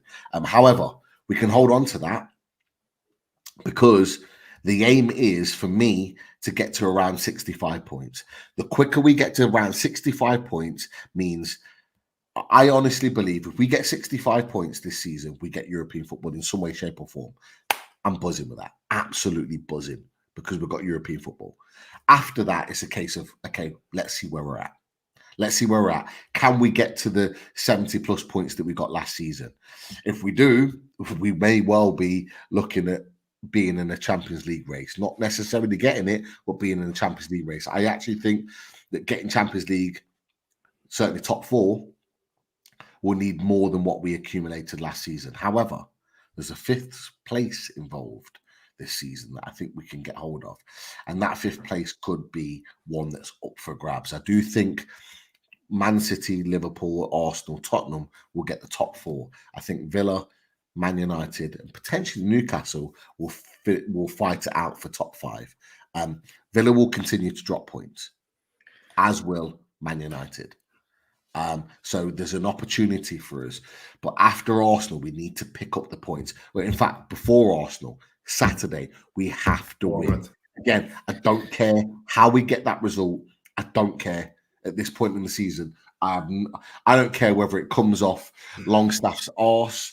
I don't care if it comes off Miggy's left toe. I don't care how it goes in. It needs to go in, and we need to pick up 3 points. We just need to win these games that we're almost expected to win, and then we continue to move forward. But yeah, not the worst thing in the world to be close to that target, but we just need to be picking up enough points in this season to make sure that we're affecting the table this season in the right way. Just on that Bournemouth, it's always a bogey team for Eddie though. We never seem to get a result against Bournemouth, or rarely. So bring it on. I hope he's punching the air next weekend. Sorry, go on. No, I was going to say that. Did they get beat at the weekend? Did they win? I can't remember. Was it Fulham? They got Fulham. They played Fulham. Was it 3-1? Fulham beat them quite comfortably, I think. Yeah, 3-1. 3-1. Yeah. So that should build some confidence. Apparently, and interesting, I think it's one of the star comments actually. Apparently, Lloyd Kelly got injured as well. I think he went off injured in the game. I think they might have had a couple of injuries. So whether that kind of swings in our favour or not, who knows? But well, hopefully they're okay in 2 weeks' time. Yeah, 2 weeks injury. Yeah. That was a comment. We can go to it now. Jimmy Watt says, rumours on Twitter X today that Eddie wants Lloyd Kelly on a free and Philip Billing for 15 million in the summer. If true, great bit of business. Daz, do you think that's a great bit of business, getting those two in for potentially 15 million for the pair? It is at that price, and good solid players and squad players, because we need to bulk out the squad as well. If it's because that's the prices we're paying because we've got very little money to play with, then it's not. I'll have a thing or two to say then. But no, as squad players, yeah, we rate both of them. But as I said before, though, if it's a case of Billing as a mainstay in our team, I don't know. He's a squad player, yes, but not have to build your whole squad around kind of player, no. Yeah. What about you, Pete, for a little bit of squad depth? If we were to let a few of the fringe players go that we've been speaking about for so long, would bringing in the likes of Kelly and Billing to kind of beef the squad up? Yes, they're not your, stellar signings that everyone gets excited about, but would they be signings that improve the squad as a whole, do you think?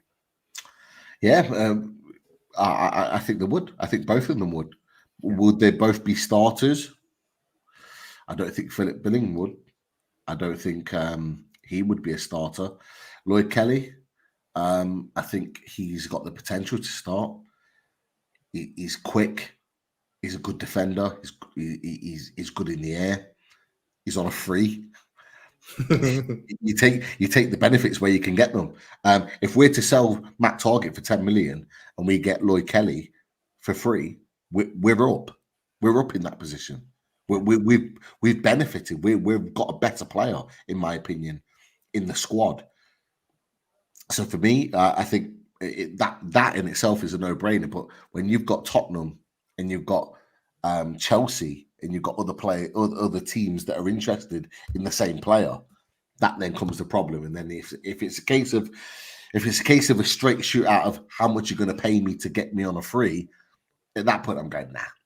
I'm all right. I'm not going to pay crazy money to get you on a free. Like, if you want to come to us, if you want to come and play for the manager that signed you for Bournemouth, yeah, come and play for us.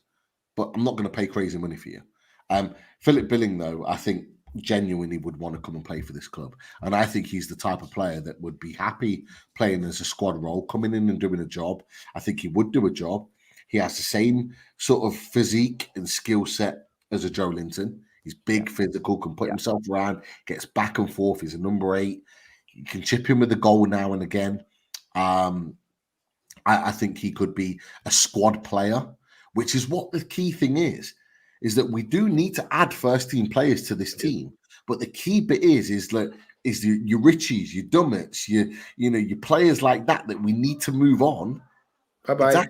we need to say bye to those and get in squad players of a better caliber that you can bring in, and it's not going to drop your levels too much, and they can come in and do a job. And if we're playing in the Europa Conference League, for example, perfect. Bringing Philip Bingham in to play in a long trip somewhere in Eastern European, for example, like that's perfect. Bringing Philip Bingham in to do a job to get us a win in the Europa Conference League to take us further in the next stage. Just as an example, like that would be the smart move. But I'm not reading too much into these right now. Yeah. There's a lot of rumors going around, and I know, Chris, you shared a classic one today with about for each position there was about 10 names. It was like a Sean Casey show. Even Sean, but we'll be the first to it, boys. We'll be the first to it. We'll be covering it all, just not right now. Just that now. Basically. We're just keeping our powers dry. Mike Gens, big shout out to you, mate. Great shows and guests and amazing chemistry. So Mike, nice one, mate. Really appreciate that. And Mike's been a member for 25 months, just over 2 years. Wow. So yeah, big massive shout out to Mike there. Thanks, Mike. Oh, Tony knows the score. Tony knows that Chris Hall loves a Chris Hall special. I need the drum roll. Right now, if you could, would you take a guaranteed top 5 finish or a guaranteed spot in the FA Cup final? I'll kick us off. And I would say I'd definitely take a spot in the FA Cup final, because it was just, Pete and I went down to Wembley for it. And it was just a special moment, and you're on the cusp of thinking you're going to win a trophy. And why not this year? So if you used to say to me, Tony, guaranteed top 5 or guaranteed FA Cup final, I would take the FA Cup final. Daz, what would you take? Now I need to ask some questions on this. I want to know: is it you're going to ask fifth Champions League, and I know we don't know that yet. As of right now, yeah, that's right. And I want to ask who we play in the FA Cup final. Is it Liverpool, Man City, maybe Arsenal? They're the two qualifying parts of the question, but. Another cup final heartache. I don't know. Can I take that again? I've seen us go to the cup final so every time, and as everyone else that's probably alive these days has seen. It's a hard one. I have to sit in the fence here, Tony. I have to do a Keith roll on this one. I need to know answers before I can make a call on this one. But this is a serious question. Do you know what? I want to as well. I'll spin this to Pete as well, and maybe you're just going to shut me down here, Pete, and say I'm talking a load of rubbish. But you probably saw my message the other day when I was talking about wanting Liverpool in the next round. Like, for me, if you offered me the FA Cup final and it was against a Liverpool or a Man City or someone, like, I'd grab it with both hands, because I don't know what it is, but because we've waited so long without a trophy. I wouldn't actually like it. Say we got like a Hull or a Wigan in the cup final. Don't get me wrong. We've won the trophy. I'm made up. I'm not saying that I don't want it, but wouldn't it just taste that little bit more sweeter if we beat like one of the big boys? And there's no one's coming at you from left wing going, oh, you only had to beat Wigan. It doesn't even matter. You know what I mean? Like, you want to go like with Man United. You want to go there and you want to beat a big rival and claim the trophy. I also want to add that into as a question, Pete. Like, is that how you're feeling, or would you literally just play? Would you be happy playing Cambridge? Like, you're not bothered. Couldn't give a fuck, mate. I couldn't care less. I would be celebrating exactly the same way as if we beat Maidstone in the final. I do not care. Like, I just look. Nobody. I'll put it this way: nobody asked the question about Portsmouth when they won the FA Cup. I think they beat Cardiff in the final. No, they didn't. Nobody mentions that. They mention about the fact they won the FA Cup. It was a special story when Wigan beat Man City in the final. Fair play to them. I remember watching that, thinking, "Wow, that's amazing." But at the end of the day, if you've got to the final, you deserve to get to the final because you've not just gone through the rounds, but you've already been to Wembley already to get to the final, to then win it again at Wembley in the final. So how you do that, it does not matter at all, in my opinion. I just want us to get our hands on that trophy. If you ask me, top 5 FA Cup final, the chance to win a trophy for me. And it's that, you know what, Chris? My mind's changed since this time last year. Because if you asked me this time last year, I'd have said to you, top 5, want Champions League football, 110%. This, that, and the other. But something stuck with me when we had that chat with LB. And he talked about just getting your first trophy under wraps. Yeah, he did. Winning that first trophy just changed the mentality of the club. It changes the way you think. It changes the way you progress, and you think about things. It gives the players the confidence. You're winners of a trophy. You've got it under your belt. You know, we've got Harvey Barnes that's won an FA Cup, beat Chelsea in the final. Like, he's got it under his belt. He's a different player off the back of that. We need a trophy. We need to get rid of that kind of that noise in our ear that we've not won for so long. And I think we'd see a completely different Newcastle United if we did. So I would take that final against whoever.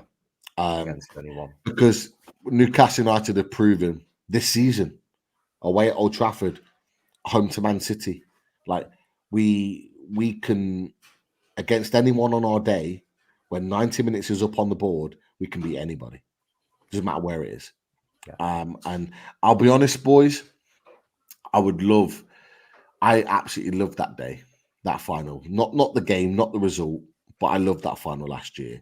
Yeah. Being with yourself and Lisa outside Wembley Way, and watching that game together, I absolutely loved that day. I really did. And I would absolutely love for us to have that experience, the three of us. Like, I know it's a little bit more difficult for you guys because you're in Ireland, but I would love for us to have that experience potentially together, FA Cup final, where we potentially win our first trophy and we're together for that. That would be absolutely amazing. Absolutely amazing. I tell you what, if we had Man United, where would that night have gone, Pete? Like, it would have just gone off, wouldn't it? It would have just would have been. Incredible. I've always said, if we win a trophy, I don't know what would happen. It would be absolute carnage. It would be absolute carnage. To be fair, the FA Cup as well, Pete. The FA Cup. I'd be ringing the mother-in-law saying, "Can you look after the kids for a few days?" And I'd be saying to Kate, "Come and join me. Come on, let's make a proper time of this." Someone would have to carry you home, all right, Pete? I'd say. But yeah, Tony. I'm going to be greedy. I want both. Chris, next question. Next question, mate. I'll do a couple of quick fire ones because this topic has come up a couple of times and it did make me smile when I saw it. Where is it? Barry Simpson asks, Pete, are you going to be going easy on Lawless tomorrow? And somebody else wrote something about it as well because I seen it and I thought, oh yeah, where's that gone? I did see it in the chat. Hashtag fear for Lawless. Yes, it was Alan Thompson. Pete, will Lawless be hiding in the next 2 weeks after that mauling against Arsenal with Dan Potts in the Race for Europe podcast? He'll be on. He's committed. Will he have his hood up again and his glasses? Probably. He'll do something drastic, but he's turning the tails. He's turning it on Toby, the Spurs fan. He's turning it on Man United. He's turning it on Errol.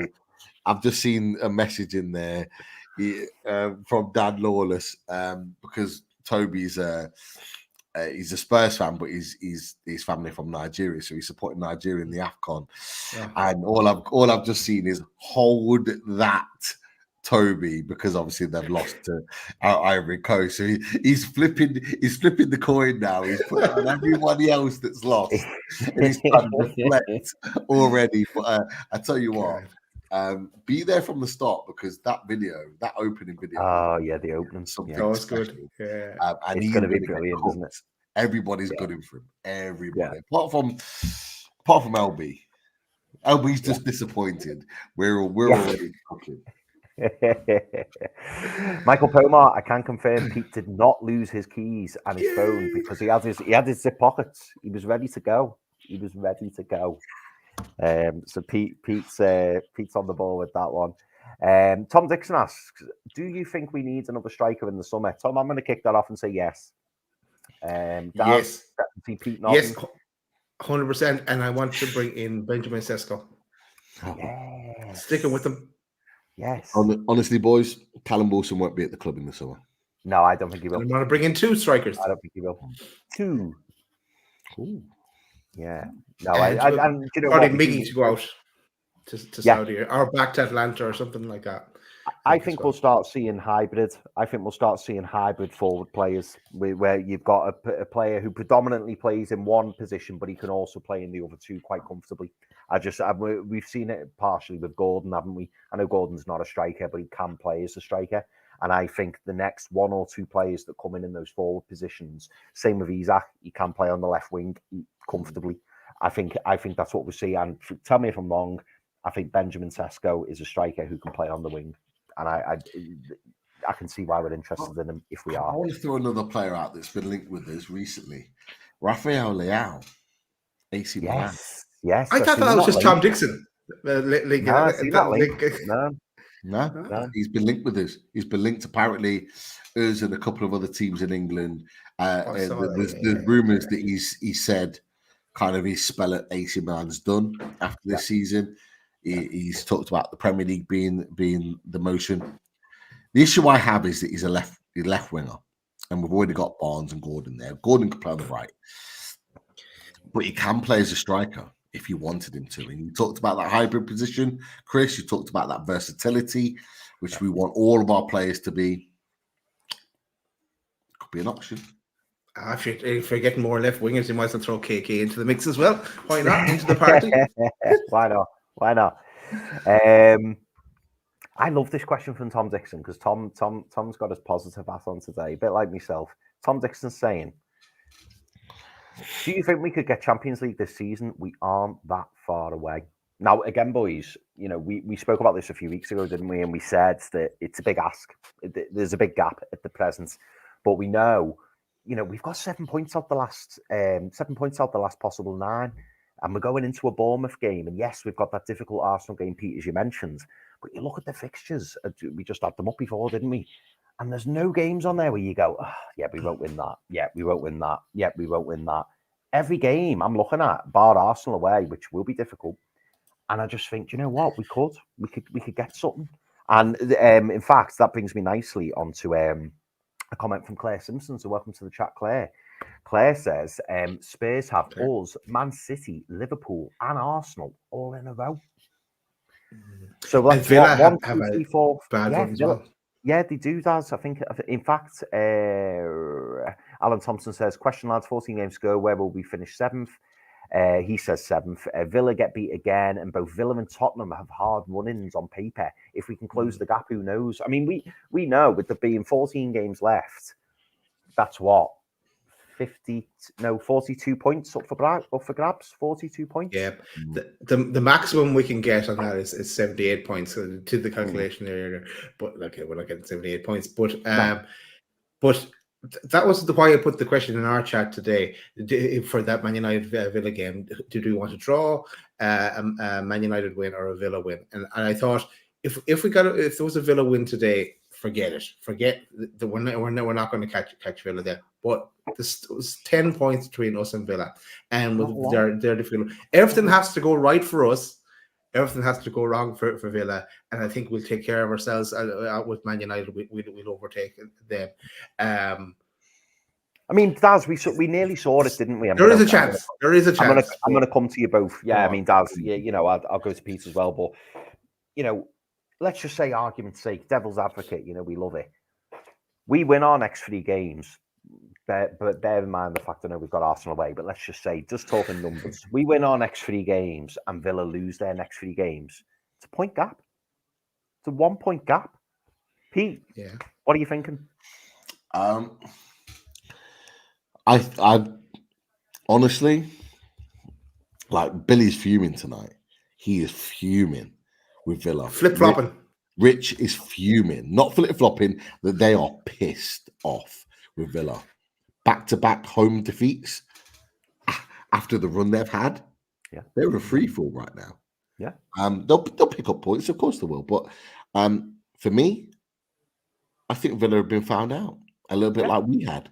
Yeah. A little bit like we had. We've been found out. They found a way to stop our flow. Every team eventually gets found out in terms of the way in which they play. It doesn't continue on forever, but it's how you manage that. I think Eddie Howe is in that transition of starting to find a different way of playing. Like I put on the tactics board with the Trippier moving into midfield, like bringing Tino Livramento on at Villa to shore up shop. And he did it again against Forest. We're finding different ways to win.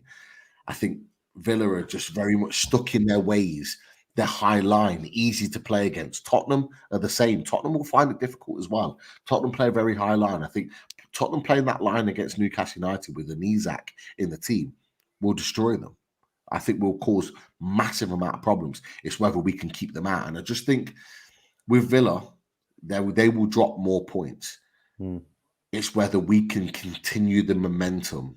Can this game that we're reviewing right now against Forest be the catalyst to really kick us on for the rest of the season? Forget Emirates. Whatever we get at Emirates, if we get anything, is a bonus.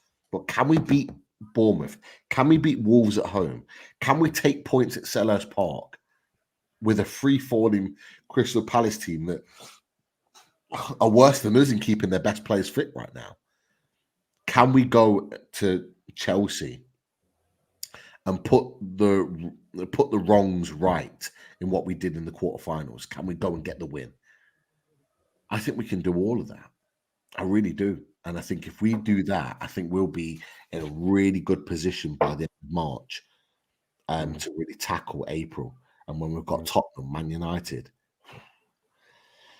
I do. I'm really confident in this team, and we probably shouldn't be, but we're getting players back fit now. And even without Joe Linton, Sandro Tonali, we get Pope back mid-March, so probably after the international break. I think we're in a great position to really tackle the second half of this season. I really do. Yeah. What are you doing to me? What are you doing to me? I come on this show. This is a stepping stone season. I'm all looking forward to summer transfer window and what lies ahead next. But yet, now I'm thinking we've a chance of fifth and we're going to win the FA Cup. Thanks, lads. Thanks for that. Hey, sometimes people moan that we're not too positive. We're not positive enough. People might moan that we're too positive. Hey, it's about looking about the whole picture. When we look, and Chris, you've asked the question that opens up the whole picture. So therefore, why not be positive? Look at the run we've just been on. Look at we had Liverpool, Man City, Villa, Fulham in between that, Luton, Forest. Like we've picked up a decent amount of points. We're in a good position. We need to go and beat Bournemouth. Though. Bournemouth is massive. Yeah. Well, that leads me nicely on to Nobby Clark's question. Do you think we can get a result versus Bournemouth without a striker?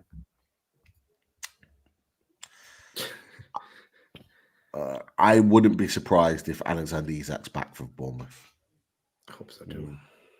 I wouldn't be surprised at all. Isak and maybe one of either Willock or Elliot Anderson being back in the squad would be huge for Newcastle United at the weekend. Yeah. And Leon Seeley says, I'm looking forward to a fully fit Barnes. I have a feeling he's going to be important to our push for the European place. Great point. He does look like, when he does come on, he does look like there's a goal in him. Every time you see him, there's a goal. You're thinking he's going to come on and score because he is lively.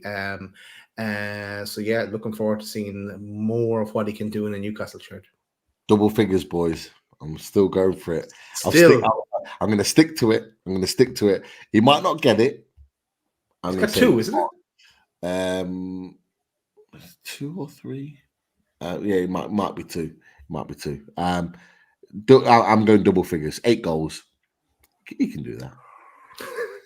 8 goals.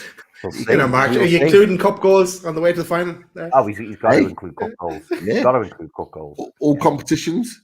If he gets double figures, hey, Okay. we're loving that. Yeah, I'm going to go for it. Barnes double figures. Let's go. I've got one more question and I've got one more comment. So the first question, and this is to Pete, is a question for Pete. Is Schär worth the 100 grand a week improved contract? In my opinion, I'd give him 150 grand a week. I won't give him 150. No. I don't think we got a player that's on 150. Maybe Tonali. Maybe Bruno. Maybe. Bruno, Bruno probably is. Not 150. I actually probably don't think he's even on 100. But if it kept him, if Fabian Schär, what's he now? 32? I think he might be about 32. I would just keep Schär on a rolling contract as long as he's happy at the club. If he 100 grand a week, fine, 100 grand a week for the job that he does. I would keep him for a rolling contract for at least the next 2 years, and just evaluate the situation. For me, Jamal Lascelles leaves the club, and he'll get a fantastic reception from the fans for the service that he's given for Newcastle United. But we'll get another centre back in that will rival Botman and Fabian Schär, but we'll still have Schär as part of the squad. I'm more than happy with that. Maybe not 150, but certainly 100 grand a week he's deserving of. Because for me, even at 32, and other fans might not agree with it, he's one of the best centre backs in the Premier League, easily. I don't think he even needs it. He's a smart cookie. He's investments going in the background. Schär, I bet you. So he doesn't even need it. Move on. Final comment of the day, and it wraps up the show nicely, I feel. Our friend Mr. Door on tour. Fair play, Pete. Fair play. We told you. We told you. We warned him. I mean, to be fair, Mr. Door, he went for 2-2, actually. He wasn't far off, was he? Was not far off. No. Yeah. But not close enough. Chris. Not close enough. Nil point. Hey, yeah, well, there you go. Hey, he gave us a tough ride on away days, Chris. Let's not remember it. It's all right him coming crawling back to us going, oh yeah, fair play. Fair play. Hey, as Chris said, no point. But he should have had a penalty. He should have had a penalty. No, in Ben's defense. No penalty. Revenge tour gives no empathy, no sympathy. It's about getting what we deserve, and that was the 3 points. Come on, Pete. I think the words you're looking for are no mercy. Yeah. Sweep the leg. Sweep the leg. Sweep the leg. That's what Dubrovka did. Sweep the leg. Sorry, Ben. A loaded Sabutian tournament. Interesting, Andrew.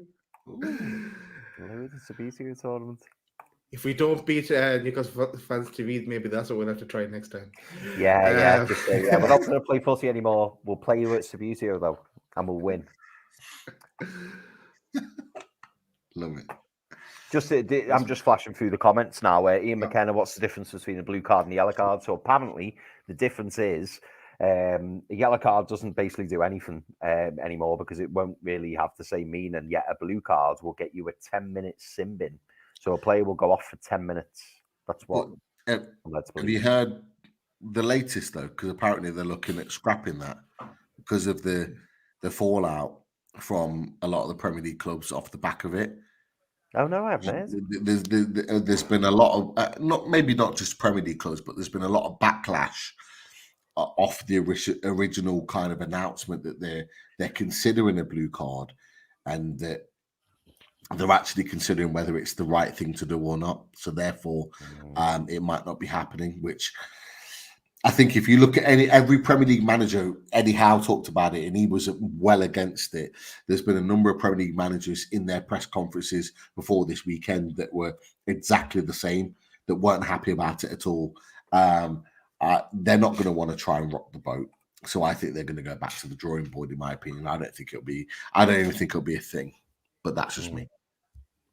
Michael Pomar, Ben Godfrey had a very good game against Man City, by the way. I watched the game and he played very well. But we won't get into Ben Godfrey. It's far too late at night to get into Ben Godfrey, but he had a good game. Would you? No, I'm going to get into Ben Godfrey really Oh, quickly. go on. Chris, would you take him as the alternative right centre back though?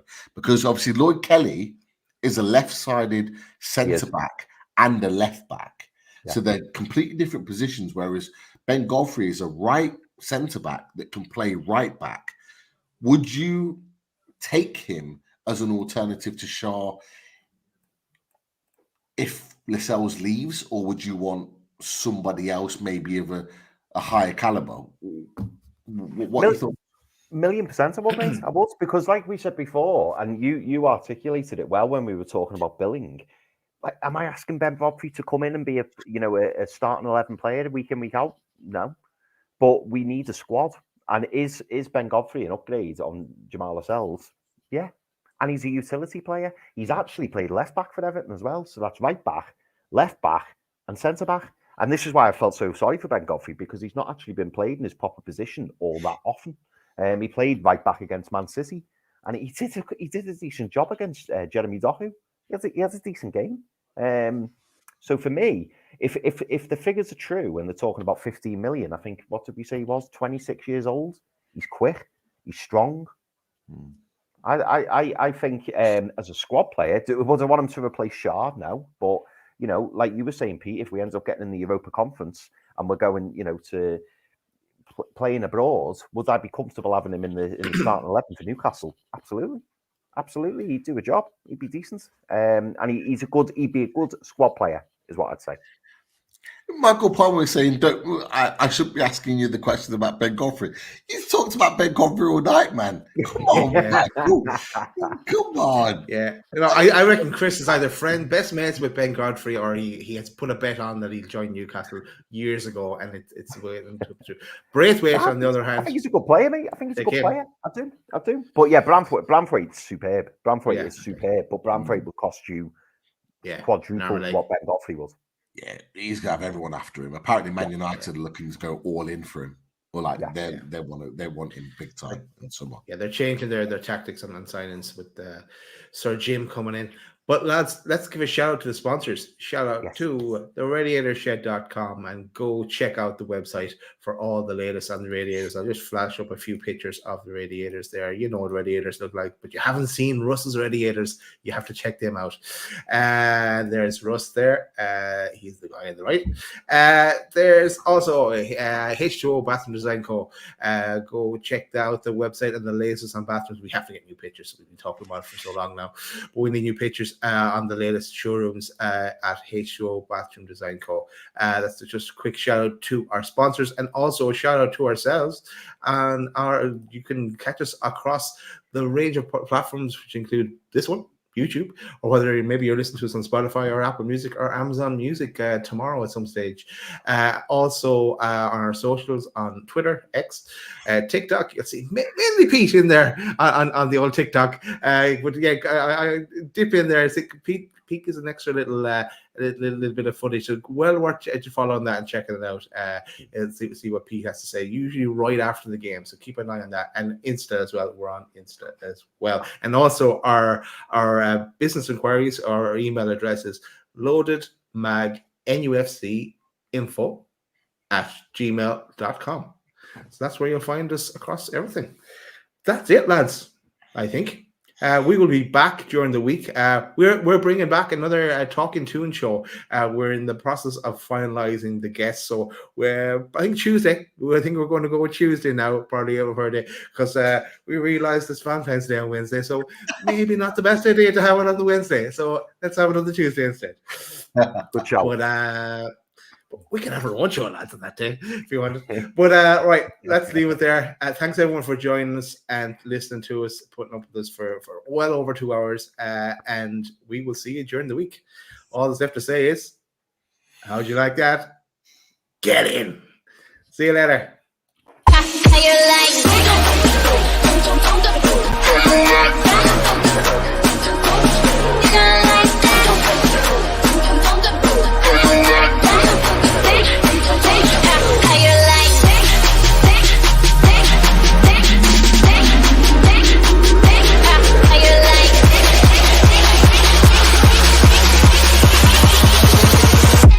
How you